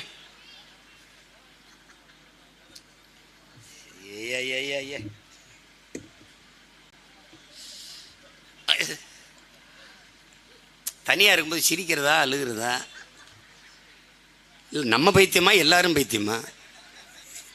இந்த 100 நாள் வேலை திட்டத்தை என்ன பண்ணுவேன் சீமா? நான் பண்ணுவேன் பாரு, அதெல்லாம் ஒழிக்க மாட்டேன். எதுக்கு ஒழிக்கணும்? இந்த கம்யூனிஸ்டுகள் துள்ளி பாய்வாங்க. அப்படியே உழைக்கும் தோழர்களின் உடன்பிறப்புகள் இருக்காங்களே, சீமான் ஏழை எளிய மக்களை பற்றி கவலைப்பட. நீங்கள் தான் பயங்கரமாக கவலைப்படுறீங்க. வேளாண்மையை பற்றி, வேளாண் குடிமக்களை தவிர வேறு யாருக்கு இதில் அக்கறை? நாங்கள் சொல்கிறத கேட்டு கேரளா பின்பற்றுது. அது என்ன பண்ணணும்? என்ன பண்ணுவேன் சீமான்? இந்த ஊர் விக்கிரவாண்டியில் இது என்ன ஊர்? அன்னியூர். அன்னியூரில் ஒரு ஆஃபீஸ் அலுவலகம். யார் தலைவர்? தலைவரும் அலுவலகம் போட்டுவார். இப்போ 100 நாள் வேலை திட்டத்துக்கு போகிற எல்லாரும் அதில் பதிவு பண்ணியிருப்பாங்க. நான் ஒரு விவசாயி சரி, எனக்கு வாழை தார் வெட்டணும் 50 பேர் தேவைப்படுது, கரும்பு வெட்டணும் 80 பேர் தேவைப்படுது. நான் பதிவு பண்ணிடுவேன் 80 பேர். ஆண் பெண்ணு பிரச்சனை இல்லைங்க, 80 பேர் அனுப்பிடுங்க. அங்கே பதிவு பண்ணிட்டு போயிடுவேன். அவங்க வந்துடுவாங்களா? நிலம் கிட்ட தான் வந்துடுவாங்க. என் இடம் இங்கே இல்லை, வர முடியாதுங்கன்னா நான் ஒரு வண்டியை வச்சு ஏற்றிட்டு போயிடுவேன். அங்கே சாப்பாடு கொடுத்துருவேன். வெட்டிட்டு கரை ஏறுவாங்க. நான் 500 ரூபா கூலி எண்ணி கொடுத்துருவேன். இங்கே வந்து அலுவலகத்தில் அரசு 300 கொடுக்குதா? இந்த 300, 500, 800ஓட வீட்டுக்கு போவான். உழைப்பு, இந்த உடல் ஆற்றல் உழைப்பில் ஈடுபடுத்தி விளைச்சல் வேளாண்மை வருது. வேளாண்மை வருது, கரும்பு வருது, வெல்லம் வருது, அரிசி வருது, பருப்பு வருது, எல்லாம் விளையுது. ஏன்னா உழைப்பை நாங்கள் உற்பத்தியில் ஈடுபடுத்துகிறேன். உழைப்பை உடல் ஆற்றலை உற்பத்தியில் ஈடுபடுத்தி உற்பத்தியை பெருக்கிறேன் உழைப்பில் ஈடுபடுத்தி. அப்போ இங்கே 800 கொண்டு வரேன். வறுமை ஒழியுது. 60 வயசுக்கு மேலே சும்மா இருக்க, நீ வீட்டில் இருமா, உனக்கு இந்த 300 ரூபா வந்துடும் ஓய்வூதியம் மாதிரி நீங்கள் சாப்பிட்டுக்கிட்டு இருங்க. 50, 55 வயசுக்கு இருக்கிறேன், வா நாற்று நடு, கருதரு, எல்லாம் பண்ணு. சரி, இப்படி பாரு, இந்த திட்டம் எத்தனை வருஷம் ஆச்சு? இந்த 100 நாள் வேலை திட்டத்தில் நட்டு வச்ச மரங்கள் எத்தனை? ஒரு நாளைக்கு ஒரு மரக்கனை நட்டு வளர்த்துருந்தா கூட இந்த நாட்டை பல கோடி மரங்களை உருவாக்கி பச்சை போர்வையால் இந்த பூமியை போத்திருக்கலாம். ஏன்? அறிவுள்ள அக்கறை உள்ள மக்களை மண்ணை காதலிக்கிற தலைவன் ஆண்டு இருந்தால் அது நடந்திருக்கும். நான் பார்ப்பேன் இந்த வேப்ப மரத்தை, மரம் மரம் வேம்பு, மூலிகை மூலிகை. விளம்பரத்தில் பார்த்தா உங்கள் பற்பசையில் நீம் இருக்கா? இவன் தான் அந்த நீம். இப்போ இதை வித்துட்டாங்க, இமயமலையில் இருக்கிற வேம்பின் நீம். இமயமலைக்கு போயிட்டாங்க, ரொம்ப இமயமலை வேம்பாம்பியா, இந்த வேம்பு தாங்க. இது பார்ப்பேன், பறவை பட்சிகளின் கூடு, அதற்கு உணவு, நிழல், மரம், மழை மழை மண்ணின் வரம், என் மூச்சு காற்று காற்று என்னுடைய ஆக்சிஜன், மரம் அப்படின்னு நான் வணங்குவேன். அவன் வருவான் திராவிடன் இந்திய. மரம், காசு, பணம், துட்டு, வெட்டி முடிச்சுட்டு போயிட்டுறான். கொடுமை. மலையை பார்த்தா மலை, என் தாயின் மார்பு, என் பூமி தாயின் மார்பு, என் தாயின் மார்பிலிருந்து பால், பூமி தாயின் மலை மார்பிலிருந்து அருவி. என் தாயே மலை, பலாயிரக்கணக்கான உயிரினங்களின் வாழ்விடம், உறைவிடம், அடர்ந்த காடு, மலை, மலையால் எனக்கு மலை, அதிலிருந்து அருவி, ஆறு, நீர். அப்படி இப்போ யோசிப்போம். மலை இயற்கையின் அரும்பெரும் கொடை, என் பூமி தாயின் மார்பு, நம்ம வணங்குவோம். அவன் கல்குவாரி, கிரஷர், சாண்டு போட்டுறான். பொக்லைன் கண்டுபிடிச்சி வச்சிருக்கிறது எனக்கு தான். இவங்களெல்லாம் அப்படியே தூக்கி அவங்க தோண்டி வச்சிருக்க பள்ளத்தில் போட்டு மூடி சென்ட்ரிங்கை போட்டு கிட்டிச்சு விட்டு போயிட்டே இருக்க வேண்டியதான். ஐயோ பயலு, என்ன தேவைன்னு அப்படிலாம் இல்லாமல் எப்படிங்க வீடு கட்டுவீங்க? காரைக்குடிக்கு வாடா, என் ஊருக்கு வா, நாட்டரசங்கோட்டைக்கு வா. என் பாட்டெல்லாம் அப்படி தான், ஆத்தப்பு மண்ணப்புறம் அள்ளி மலையப்புறம் நொறுக்கி தான் மாலி கட்டினானடா. என் பாட்டன் கட்டிருக்க பெருவுடைய ஆத்து மண் அள்ளி தான் வித்தானடா, கட்டினானடா. உங்களை தொலைக்கணும் இருங்க. ஐயோ கேப்பையில் ஏதோ ஒன்று நடந்துருச்சு. 100 நாள் வேலை திட்டம். இப்போ நீட்டுக்கு தீர்மானம். என் தம்பி வேற அந்த தீர்மானத்தை வரவேற்கிறேன்னு வேற சொல்லி வச்சிருக்கிற. அப்படி நீட்டுக்கு தீர்மானம் போட இந்த திமுகவுக்கு என்ன தகுதி இருக்கு, அருகதை இருக்கு? நீட்டை பற்றி பேச ராகுல் காந்திக்கு என்ன யோக்கியதை இருக்கு? நீட்டு மணிப்பூரை பற்றி பேசணுன்ற மோடிய நீ குஜராத்தை பற்றி பேசினாங்களா இந்த திமுக அன்னைக்கு? நீங்கள் எல்லா பயிலும் சேர்ந்து தமிழீழ மண்ணில் என் தாய் தந்தையரை நக்காதங்க 1,76,000 பேரை கொன்னீங்களே, அதை பேசுவீங்களா? நீங்கள் செத்தா உங்களுக்கு உயிர் சர்க்கரையில் இருக்குது, எங்களுக்கு சாக்கடை சகதியில் இருக்காடா. உங்களுக்கெல்லாம் சந்தனம், எங்களுக்கு சாக்கடை சகதி. அப்படியா அப்படியா அப்படியா? கண்ணு முன்னாடி என் மக்களை கதற கொண்டு குவிச்ச கொலகார பாவிகள், மானங்கட்ட இனம்னால உனக்கு மறந்துட்டு 10 சீட்டுக்கு ஓட்டு போட்டு வெல்ல வைக்கிறான் இந்த மானங்கட்ட கூட்டம். கேவலம். உலகத்தில் எந்த இனத்திற்கு இது பிறந்தாலும் ஒரு சீட்டு வெல்ல முடியாது. திணறுதடா பஞ்சாப்ல காங்கிரஸ், சிக்கி திணறுது. இன்னைக்கு புதிதாக வந்த அரவிந்த் கெஜ்ரிவால்கிட்ட ஆட்சியை கொடுத்துட்டு திணறுது. ஏன்னா அவன் மானஸ்தன். இந்த காங்கிரஸ் விடுதலை சிறுத்தைகளை விட பெரிய கட்சியா சொல்லு? ஏன் எங்கள் அண்ணன் திருமாவளவனுக்கு 10 சீட்டு கொடுத்தா ஆகாதா? ஒரு சீட்டு பொது தொகுதியில் இருக்கிறார், கொடுக்க துப்பு இல்லை அவனுக்கு. எது காங்கிரஸுக்கு என் இனத்தை கொன்னதுக்கு பரிசு அவனுக்கு 10 சீட்டு? எதுக்கு தனியாக நிற்க சொல்லு, டெபாசிட் வாங்க சொல்லு. எனக்கு கீழே கீழே கீழே கிடப்பான். 110 ஆண்டு கால கட்சி, நாங்கள் தான் சுதந்திரம் வாங்கி கொடுத்தோம். யாருக்கு அந்த சுதந்திரம்? யாருக்கு? யாருக்குடா அந்த சுதந்திரம்? நீ வாங்கி கொடுத்த சுதந்திரம் எனக்கா? எனக்கா? எனக்கா? வெள்ளைக்காரர் இருந்து போராடிய சுதந்திரம் எங்களுக்குன்னு நினச்சோம். இனிமே ஒரு விடுதலை போராட்டம் தேவைப்படுது. இந்த கொள்ளைக்காரர்கள்ட்ட இருந்து எங்களுக்கு ஒரு விடுதலை, அதுக்கு ஒரு சுதந்திர போராட்டம் தேவைப்படுது. நீட்டை கொண்டு வந்தது யார்? அந்த கேள்விக்கு ஆட்ட பதில் இருக்கு. நீட்டை கொண்டு வந்தது, நீட்டு தேர்வை கொண்டு வந்தது காங்கிரஸ். கூட இருந்து அதற்கு கும்மி அடித்து ஆதரவு கொடுத்து கையெழுத்திட்டது திமுக. கத்தியை கூறாக தீட்டி மோடி கையில் கொடுத்தது இவர்கள். இப்போது குத்துகிறார், கொல்லுகிறார், குத்துகிறார், கொல்லுகிறார் கத்திக்கிட்டு இருந்தா இப்படி? கத்தியை கொடுத்த புண்ணியவானே நீதானே சாமி. எல்லாம் நீதான். நீட்டு நீதான், சிஐஏ நீதான், என்ஆர்சி நீதான், என்ஐஏ நீதான், எல்லாம் நீதான், இடி நீதான், எல்லாம் நீதான் கொண்டு வந்த. நீ பெத்து பேர் வச்ச அவ ஹார்லிக்ஸ் போன்விட்டா கொடுத்து ஊட்டமா வளர்க்கிறாரு, அவ்வளவுதான். எங்க அப்பா ஒரு தடவை பேசிக்கொண்டிருக்கும் போது, அப்பா நம்மாழ்வார் அவர்கள், மகனே, உலகத்தில் எந்த தீய திட்டத்திற்கும் நீ வேறு தேடி போனால் அது அமெரிக்காவில் இருக்கும் நாங்க. அதே மாதிரி இந்தியாவில் இருக்கிற எந்த தீய திட்டத்திற்கும் வேறு தேடி போனால் அது காங்கிரசின் கையில் தான் இருக்கும். தமிழ்நாட்டில் எந்த தீய திட்டத்திற்கும் வேறு தேடி போனால் அது ஐயா கருணாநிதியின் கையில் தான் இருக்கும்.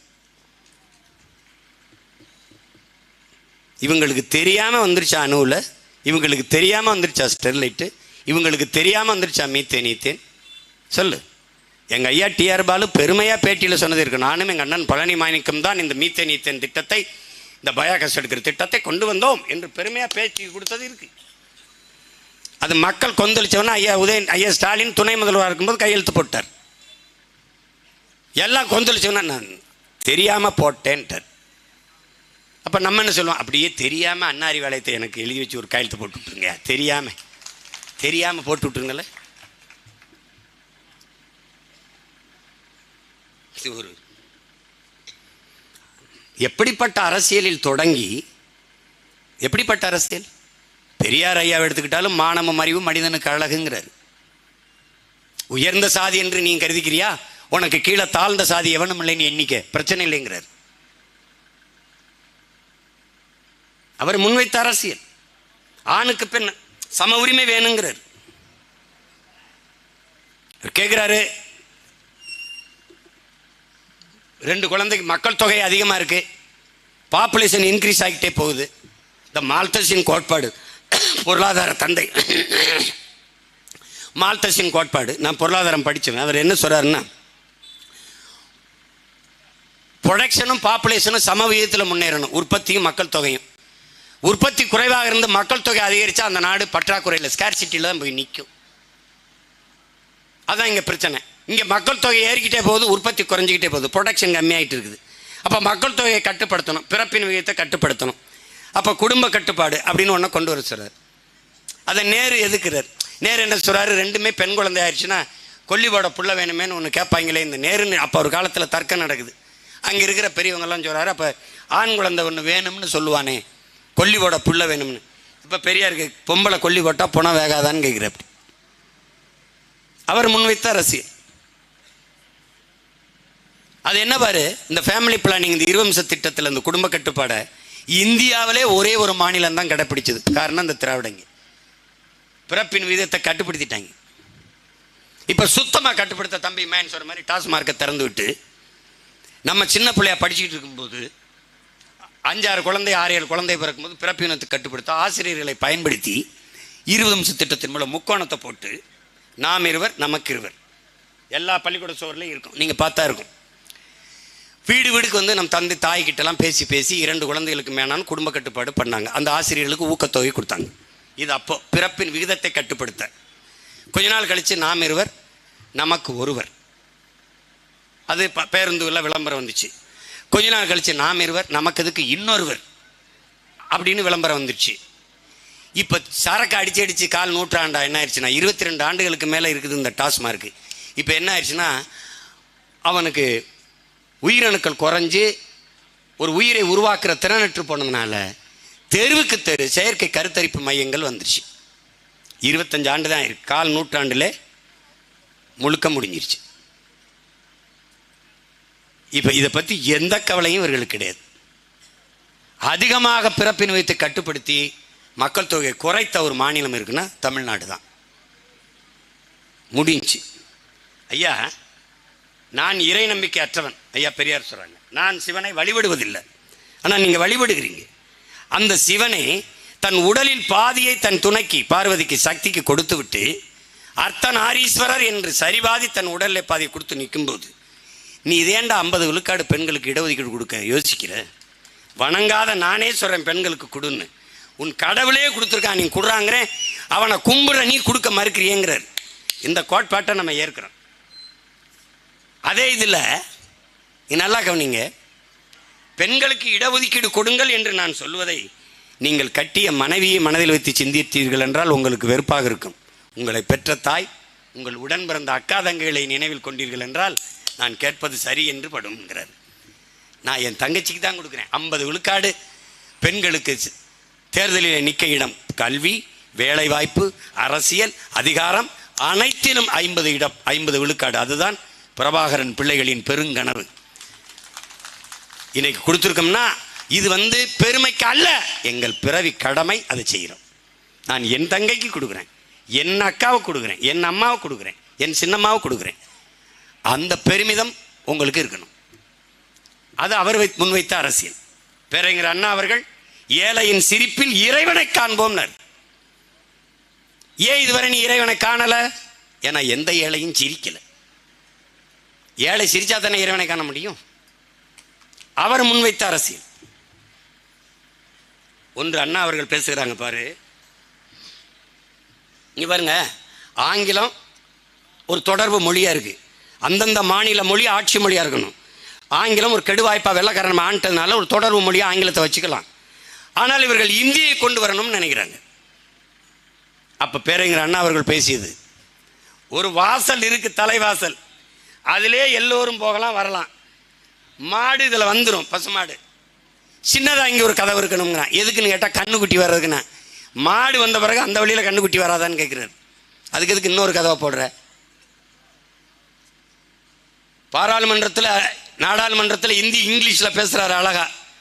அங்கே இருந்த ஒரு வட இந்திய எம்பி எந்திரிச்சு சொல்கிறாரு, அண்ணாதுரை இங்கிலீஷில் இவ்வளோ அழகாக பேசுகிறீங்க, நீங்கள் மட்டும் 3 மாதத்தில் நீங்கள் ஹிந்தி படித்தா அழகாக ஹிந்தி பேசலாம், 3 மாதத்தில் கற்றுக்கலாம் அது அப்படின்னா. ஆமாம், அதுக்கு மேலே இதில் கற்றுக்கிற என்ன இருக்குன்ட்டு அப்படி 8ஆம் வகுப்பு வரைக்கும் தமிழ் படித்தா போதும்னு இவங்க கொண்டு வர பேசுகிறாங்க. அண்ணா என்ன சொல்லியிருப்பாருன்னு நினைக்கிறீங்க? 8ஆம் வகுப்பு வரைக்கா? ஏய், முதுகலை தமிழ் இலக்கியம் படித்தவனே சிலப்பதிகாரத்துக்கும் திருக்குறளுக்கும் பொழிப்பறை தேடி அகராதியை தேடி ஓடிக்கிட்டு இருக்கான். 8ஆம் வகுப்பு வரைக்கும் தமிழ் படிக்கணும்ன்ற. தமிழ் ஒரு கடலடா, கரையில் நின்று காலை நினைச்சா போதும்ன்றா பைத்தியக்காரன்ட்டு. அப்படி ஓரக்கரையில் நீந்திய அங்கே இருக்கிற தமிழறிஞர்கள்லாம் நம்ம போயிட்டு இருக்கிறோம். நடுக்கடலை கூட தொடலை, அப்புறம் எப்படி கரையை கிடக்கிறது? தமிழ் பெருங்கடல் என்பதை என் இன உறவுகள் புரிந்து கொள்ளணும். பேரறிஞர் அண்ணா வச்ச அரசியல்,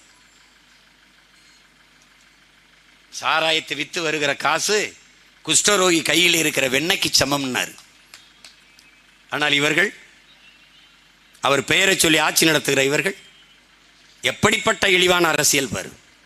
ஏன் இந்த அரசியலை அருவருக்க மறுக்கிறாய்? ஏன் இதை வெறுக்க மறுக்கிறாய்? ஏன் உனக்கு கோபமே வர மறுக்கிறது? என்ன உனக்கு பிரச்சனை? என்ன பிரச்சனை? நீ நல்லா கவனிச்சுப்பார். எந்த தொலைக்காட்சியிலையாவது யாராவது எந்த தொலைக்காட்சி மாற்று அரசியலுக்கு ஏதாவது ஒரு கருத்தை முன்வைக்குதா?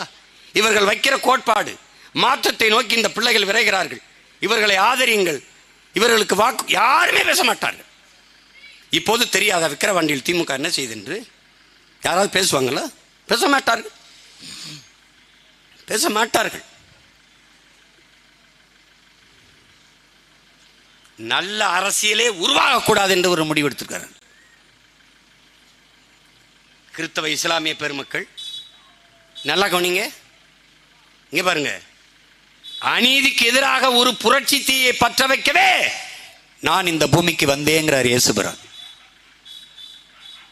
அநீதிக்கு எதிராக தான் புரட்சி தீயை பற்ற வச்சு 13 ஆண்டா கத்திக்கிட்டு இருக்கோம். கண்டுக்கிறவே இல்லையே. தீமைன்னு தெரியுது, சாத்தானின் செயல்களை செய்கிறார்கள் ஆட்சியாளர்கள் தெரிகிறது, அவர்களுக்கே வாக்கு செலுத்தி வலிமையை கொடுக்கிறார்கள். புரட்சியில் பூத்த ஒரு மார்க்கம் நபிகளார் இஸ்லாம் மார்க்கம். அந்த மார்க்கத்தில் வந்த மக்கள் ஒரு மாறுதலையும் படைக்க நினைக்கிறது இல்லை. எங்க அண்ணன் பழனி பாபா விடவா நான் பேசிட போறேன். ஒரு இஸ்லாம் மார்க்கத்தை ஏற்றவர் ஒரு மேடையில் கூட என்னரும் இஸ்லாமிய சொந்தங்களேன்னு பேசினதில்லை, என்னரும் தமிழ் மக்களேன்னு தான் பேசியிருக்கிறார். என் அன்பு தமிழ் சொந்தங்களே, நீங்கள் மொழிப்பற்று இனப்பற்று கொள்ளாதீர்கள்,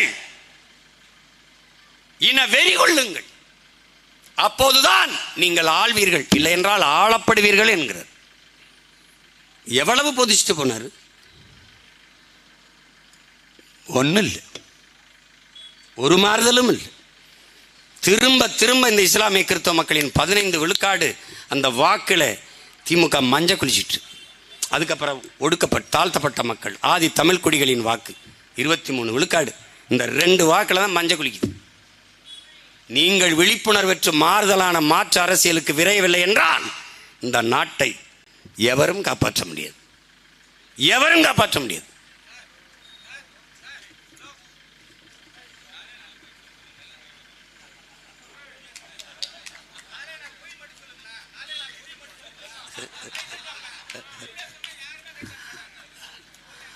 இதில் எங்களுக்கு கற்பித்தவர் தம்பி, எங்களுக்கு நான் கற்றுக்கிட்ட தத்துவம் விவேகானந்தர் சொல்றார், உண்மைக்காக எதையும் விட்டுக் கொடு, எதற்காகவும் உண்மையை விட்டுக் கொடுக்காதேங்கிறது.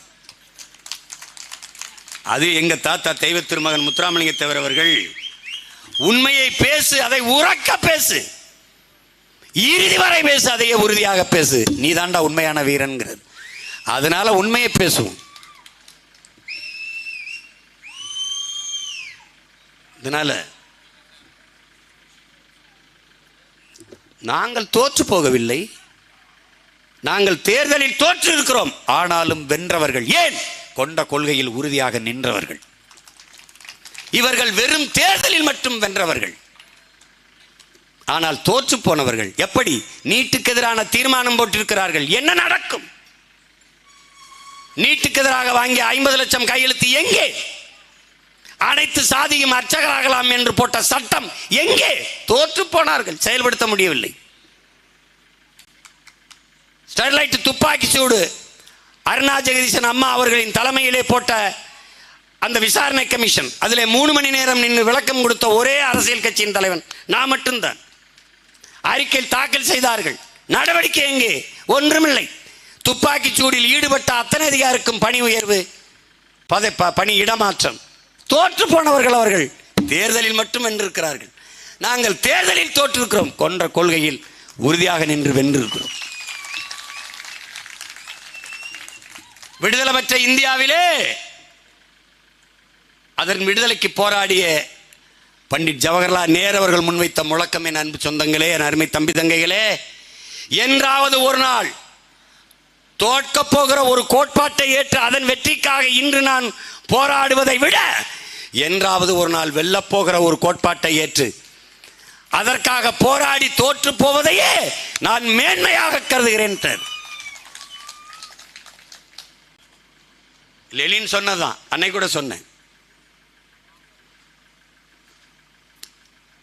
இறுதி லட்சியத்தை மறந்துட்டு அந்த இடைக்கால தற்காலிக நலனுக்காக அடமானம் வைக்கிறது இருக்குல்ல, அதுதான்டா சந்தர்ப்பவாதங்கிறாரு. அதை தான் நானும் சொல்றேன். தற்காலிக தோல்விக்காக நிரந்தர வெற்றியை இழக்க பிரபாகரன் பிள்ளைகள், தமிழ் தேசிய பிள்ளைகள் நாங்கள் தயாராக இல்லை. உங்களோடு நாங்கள் விளையாடுறோம், தோற்கடிங்க ரசிக்கிறோம், தோற்கடிங்க ரசிக்கிறோம், தோற்கடிங்க ரசிக்கிறோம். ஆனால் உங்கள் கண்ணீரை துடைக்க முதலில் நீளுகிற கை விரல்கள் தமிழ் தேசிய பிள்ளைகள், பிரபாகரனின் பிள்ளைகள் கைகள் தான் என்பதை நீங்கள் மறந்துவிடக்கூடாது. இப்போ கேட்போம், கள்ளச்சாராயம் குடித்து செத்து போனாங்க, அதுக்கு விசாரணை கமிஷன், ஒரு தனிநபர், ஒரு நீதிபதி கோகுல்தாஸ் தலைமையில், ஐயா தலைமையில் 3 மாதத்தில் அறிக்கை தாக்கல் பண்ணும். அறிக்கை தாக்கல் செய்த பிறகு சரி தவறு பார்த்து நீங்கள் நிவாரணம் கொடுத்தீங்களா? செத்த அடுத்த நொடியில் 10 லட்சம் கொடுத்துட்டீங்களே, இப்போ இந்த விசாரணை எதுக்கு தெண்டம்? சரி, விசாரித்து கொடுத்துட்டாரு, அதுக்கப்புறம் என்ன நடவடிக்கை இருக்கும்? அதான் முடிஞ்சிருச்சே. ஏன்? இடைத்தேர்தலில் இந்த சாராயம் குடிச்சு செத்த சாவு எங்களை பாதிக்கலை, அதை காட்டணும். பிணத்தை எல்லாம் பணத்தை போட்டு மூடு. இதுதான் திமுகவின் திராவிட மாடல் ஃபார்முலா.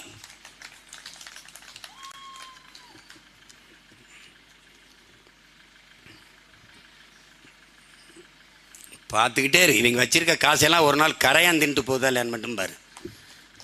யோக்கியம். இது ஒரு ஆட்சி முறை. இவ்வளவு கல்வி கற்ற இளைஞர்கள் இருக்கீங்க, படிக்கிற பிள்ளைகள் இருக்கிறீங்க, உலக அரசியலை உள்ளங்கையில் வச்சு பார்க்குறீங்க. எத்தனை நம் இன முன்னோர்களின் வாழ்க்கை பார்த்துருக்கீங்க? நீங்கள் பார்த்துருக்கீங்க.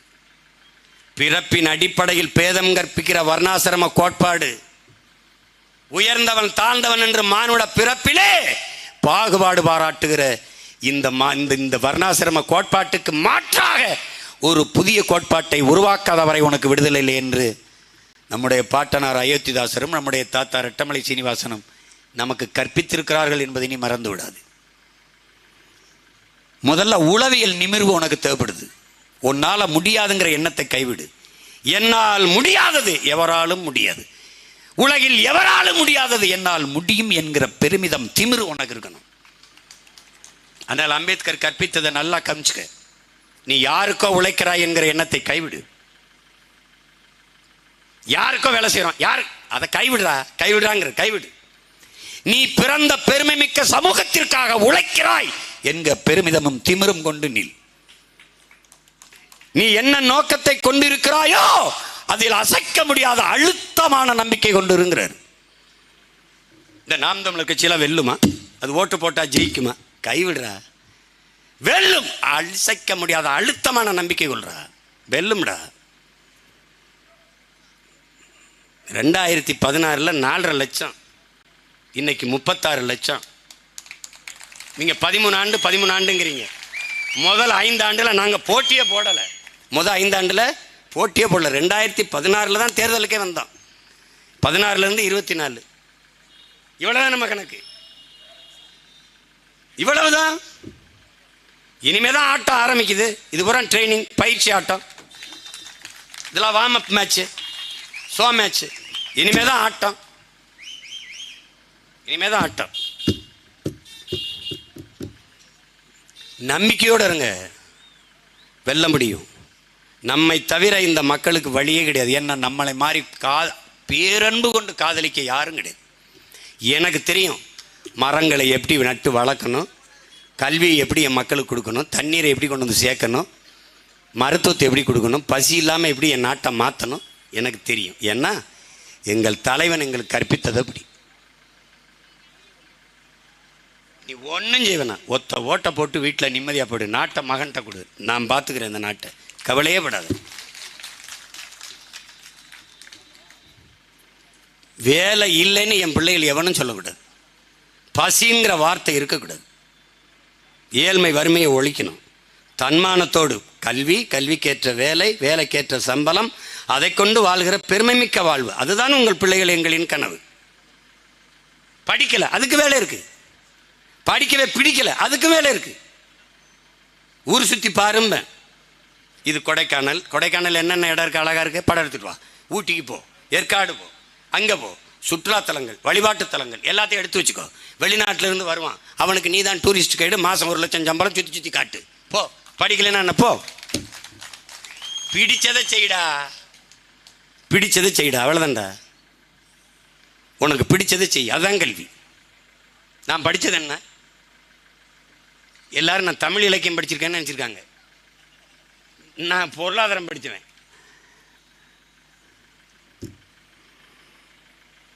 கற்றுக்கொள்வது தான் தமிழனுக்கு என்ன, தமிழ் பேசுறது. முகிழ்க்கும் தசையிடை அரும்புவதே அழகுங்கிறார் திருவிக்கா அவர்கள். அதுதான் சொல்கிறார். நம்ம தாத்தா மறைமொழிகள் என்ன சொல்கிறார்? திருக்குறள் தான்டா தமிழனுக்கு வேத நூலாக இருந்திருக்கணுன்றார். தவற விட்டுட்டோம். நம்ம வரும்போது அதையெல்லாம் நம்ம நிறுவ முடியும், நம்மளால் கொண்டு வர முடியும். முன்னந்தோன்றிய நிலத்தில் முகிழ்த்தவர், மூத்த தமிழ்மொழி குணர்வில் மூத்தவர், தென்னன் பாண்டியன் குமரி குடிமையர், திசையெல்லாம் பரந்துலகை அளந்தவர், இன்னரும் இயலிசை நாடகம் யாத்தவர், இந்திய நாவலன் தேயத்து இறைமையர், என்ன வியப்படா இவர்கள் தமிழர்கள்ங்கிறாரு நம்ம தாத்தா பாவலரேறு பெருஞ்சித்திரனார். வான்முகில் மலையிடை வாழ்க்கை தொடங்கியவர், வளர்ந்தரு குறிஞ்சியிலே காதலை உணர்ந்தவர், தேனுமில் முல்லை மருதம் நெய்தலை தீரா தீரா ஆய்ந்த நல் இல்லறம் வகுத்தவர், காந்தரு பொருளையும் கலனியும் கண்டவர், கடலின் பரப்பையும் கடந்தையில் சென்றவர். என் தம்பி தெரியுமா, இவர்கள் தமிழர்கள். ஆயினும் என்ன, இன்று இவர்கள் அடிமைகள். இந்த அடிமை தலை அறுத்து தமிழ் தேசிய இனம் விடுதலை பெற வேண்டுமானால் இருக்கிற ஒரே வாய்ப்பு அரசியல் விடுதலை தான். அதற்கு தமிழ் தேசிய அரசியல் தான். உங்கள் பிள்ளைகள் நாங்கள் தான். அவனுக்கு எதை பற்றியும் கவலைப்பட மாட்டான். உன் மொழி செத்தது, உன் இனம் செத்தது, உன் நிலம் களவோவது, நீர் களவோவது, உன் உணவு நஞ்சாவது, எதை பற்றியும் கவலைப்பட மாட்டான். கவலையே விட மாட்டார்கள். கவனத்தில் வச்சுக்க. நம்முடைய புரட்சி பாவலர் சிங்கத்தின் குகைக்கில் சிறு நரிக்கு இடம் கொடுத்தோம். எந்த நரி தெரியுதுல்ல? சத்தமா சொல்லு, பயப்படாத. அந்த திராவிட நரி. சிங்கத்தின் குகைக்கில் சிறு நரிக்கு இடம் கொடுத்தோம். செந்தமிழ் நாட்டின் உரிமை இழந்தோம். இழந்துட்ட. கல்வி உரிமை இல்லை, மருத்துவ உரிமை இல்லை, மின் உற்பத்தி விநியோகம் இல்லை, சாலை போடுதல் பராமரித்து இல்லை, ஒரு இளவு கிடையாது, வரி இல்லை, எதுவும் கிடையாது, எதுவுமே கிடையாது. சிங்கத்தின் குகைக்கில் சிறுநரிக்கு இடம் கொடுத்தோம், செந்தமிழ் நாட்டின் உரிமை இழந்தோம். பொங்கும் உணர்வில் என்ன சொல்றாரு? பொங்கும் உணர்வில் எழும் தமிழ் அரசு. உணர்வு பொங்கணும். என்ன உணர்வு? தமிழ் இன உணர்வு.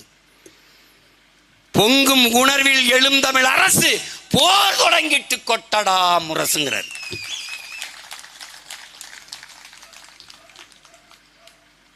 வென்று வருவான் திராவிட காலை என்று பாடிய தாத்தன் புரட்சி பாவலன் பாவு கனகு சுப்புரத்தினம் என்ற பாரதிதாசன். நறுக்குவோம் பகையின் வேர் சிறுத்தை பெருங்கூட்டம், நாம் தமிழர் நாம் தமிழர் என்று முரசறைவாய், குறுக்கில் முளைத்திட்ட அயலார் ஆட்சி கூண்டோட போயிற்று கொட்டடா முரசம்ங்கிறான். அடிமை இந்தியாவில் வெள்ளக்காரன் ஆட்சியில் பாடியிருந்தானா இந்த பாட்டு யாருக்கு? வெள்ளக்காரனுக்கு. விடுதலை பெற்ற இந்தியாவில் திராவிடர்கள் ஆட்சியிலே பாடுகிறான் என்றால் யாருக்கு? குறுக்கில் முளைத்திட்ட அயலார் ஆட்சிங்கிறான். நறுமலர் சோலையில் நரிமுக விடமாட்டோம். எந்த நரி? திராவிட நரி. நாம் தமிழர் நாம் தமிழர் என்று முரசறைவாய், வெறிகொண்டு புகும் இந்த அயலார் ஆட்சி வேறற்று போயிட்டு கொட்டடா முரசம்ங்கிறான். கொட்டுலினா எவன் தலையிலையாவது கொட்டு போ, என்னத்தையாவது பண்ணி விடு. நீ ஒன்றும் செய்வேனா, 10ஆம் தேதி இதில் ஒரு ஓட்டை மட்டும் போட்டு விடு, மீதியெல்லாம் நாங்கள் பார்த்துக்குறோம். ஒன்றும் செய்வேனா. நீ 10 பேரை பாராளுமன்றத்துக்கு அனுப்பியிருந்தேன்னா நேரம் உலக செய்தி ஆக்கியிருப்பாங்க என் தங்கச்சி என் தம்பியெல்லாம்.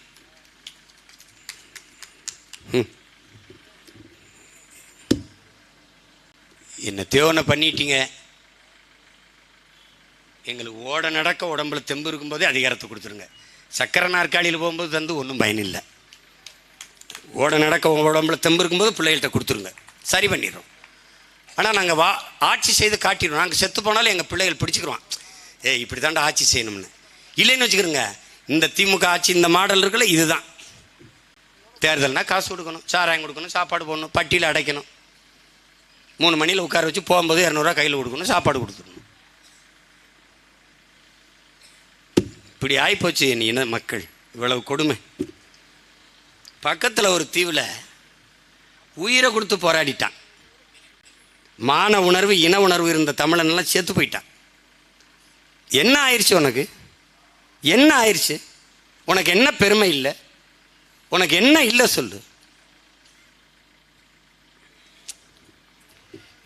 எல்லாம் இருந்து கை கட்ட வேண்டியதாயிருச்சு இவங்க கிட்ட போய் நின்றுட்டு. அதான் ஒன்று, ஒருவன் காலில் விழுந்துதான் வாழ வேண்டும் என்கிற நிலை இருக்குமானால் நான் எழுந்து நின்று இறந்து போவேன் என்கிறான் சேகுவேரா. நம்முடைய தலைவர் என்ன சொல்றார்? சரணடைந்து வாழ்வதற்கு பதிலாக சண்டையிட்டு சாகலாம் மேலானதுங்கிறார். நீ போராடினாலும் சாவாய், போராடாவிட்டாலும் சாவாய். ஆனால் போராடினால் ஒருவேளை வாழ்வதற்கு வாய்ப்பு இருக்கு. போராடி சாவோம், வா போராடுவோம். இது என்ன பெரிய இதா? தோக்கடிக்கவே முடியாத திமுகவா? எதிர்கட்சியாக கூட இல்லாமல் தோற்று போய் வெளியேறின கட்சி தானே இது. ஐயா விஜயகாந்த் எதிர்கட்சியாக வந்த காலம் தானே. அன்னைக்கு நான் வேலை செஞ்சேன். 2011 நான் வேலை செஞ்சேன் இவங்களை ஆதரிச்சு. அந்த உரிமையில் தான் எங்களை ஆதரிங்கன்னா. நீங்கள் நின்னா நாங்கள் கேட்க போகிறதில்ல. நிற்கல அந்த அந்த வாக்கை எங்களுக்கு கொடுங்க, நான் பொது எதிரி அடிக்க. இது ஒன்றும் புதுசு இல்லையே. வரலாற்றில் சேர மன்னன் சிங்கள நாயக்கர் படையை கேட்டான், பாண்டிய மன்னன் கேட்டான், சோழ மன்னன் சாளுக்கிய மன்னன் படையை கேட்டான். பிறகு அவனோட யுத்தம் செஞ்சான், அது வேறு. இந்திய அமைதிப்படை ஈழத்துக்குள்ளே நின்றுச்சு, சண்டை போட்டார் தலைவர் இராணுவத்தை, இந்திய இராணுவத்தை. பிரேமதாசா ஆயுத உதவி செய்கிறேன். ஏன்னா அவன் இந்திய இராணுவத்தை இங்கே வேறு உண்டை விடக்கூடாதுன்னு அவன் நினச்சான். அதை அடித்து விரட்டதுக்கு ஒரு ஆண்மகன் இருக்கான், அது பிரபாகரன் தான்னு அவன் ஆயுதத்தை கொடுத்தான். ஆயுதத்தை வாங்கி அடித்து இந்திய இராணுவத்தை விரட்டினார். அப்புறம் சைக்கிளில் கொண்டு வச்சு பிரேமதாசாவை தூக்குனார். அது அப்புறம் அது அது போர் முறை, யுத்த தந்திரம். இது ஒரு தந்திரம் தட்சாலி வரானார். இது ஒரு தந்திரம் தட்சாலி வரானார். நம்மளும் படிக்கிறோம்ல, உலக வரலாறு, இலக்கியம், அரசியல் எல்லாத்தையும் பார்க்குறோம்ல, பொருளாதாரம் எல்லாம் படிக்கிறோம்ல. இதுக்கு முன்னாடி நடந்ததெல்லாம் பார்க்குறோம்ல. இப்படியா நாங்கள் போட்ட பிச்சை, நீதிபதி தாழ்த்தப்பட்டவங்க நாங்கள் போட்ட பிச்சை, படிக்க வச்சது நாங்கள் போட்ட பிச்சை. டேய் பிச்சை போட்ட பிக்காளி, நீ உட்காந்துருக்க நாக்காளி, நாங்கள் போட்ட பிச்சை. கருணாநிதி தான் உங்களுக்கு இதை கொடுத்தாரு, கருணாநிதி தான் அதை கொடுத்தாரு. அவர் உட்கார்ந்து இருக்கிற நாக்காளியை நான் கொடுத்தேன். எங்கள் ஆத்தா கொடுத்தா, என் அப்பன் கொடுத்தேன், என் பெரிய பெண் சித்தப்பன் கொடுத்தேன். பீத்திக்கிட்டு அலையாதேடா வைத்துக்கிறப்ப. இது ஒரு கொடுமை நடந்துருச்சு. அறிவார்ந்த பெருமக்கள், என்னிலும் இளைய என் தம்பி தங்கிகள், உங்களை நம்பி தான் அண்ணன் இந்த வேலையை செய்கிறேன். நான் 10ஆப்பு படிச்சுட்டு இருக்கேன். என்னுடைய பாராளுமன்ற உறுப்பினர், சட்டமன்ற உறுப்பினர் சிரித்தான். இன்னைக்கு 36 லட்சம் ஓட்டு அவன் போட்டது தான். 26ல் இன்னொரு 20-30 லட்சம் பேர் வருவான். அவனுக்கு தான் வேலை. அவனுக்கு தெரியும் நான் எது கத்துறேன்னு.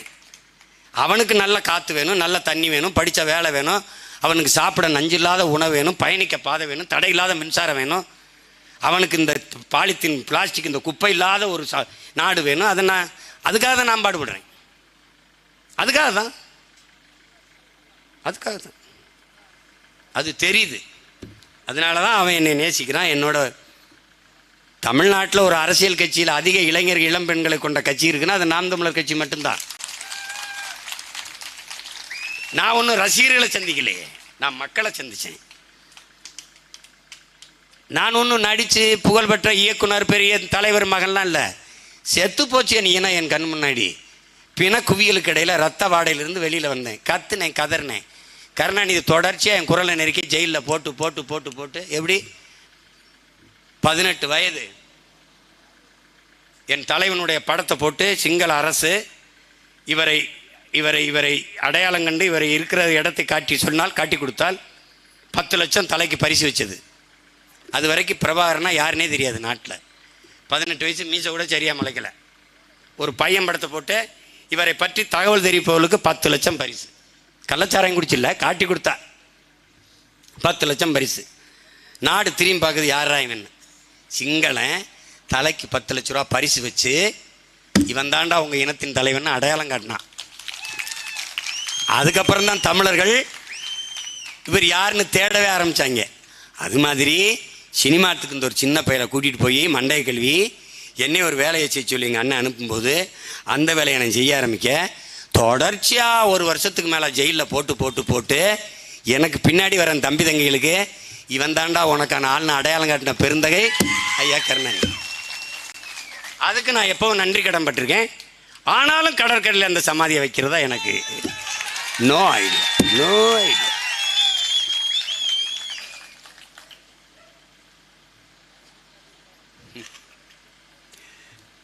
எல்லாம் இப்போ நிறைய பேருக்கு சிரிப்பு.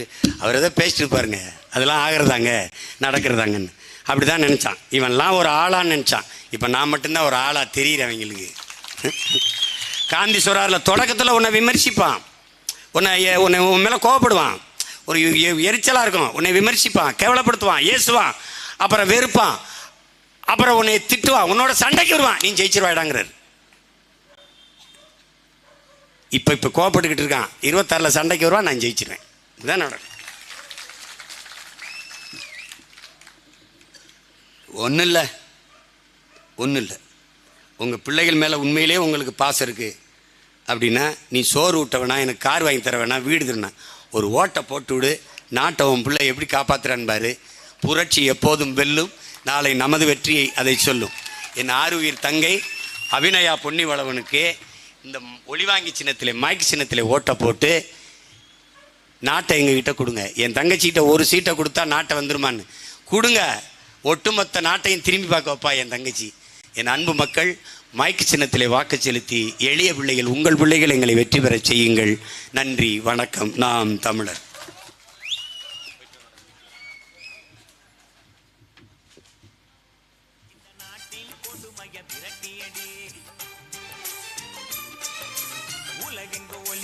ஒலி வாங்கி அண்ணா சீமா கருத்த உள்வாங்கி பறக்கட்டும் பறக்கட்டும் நம்ம கொடி, இந்த நாட்டின் கொடுமைய விரட்டியடி.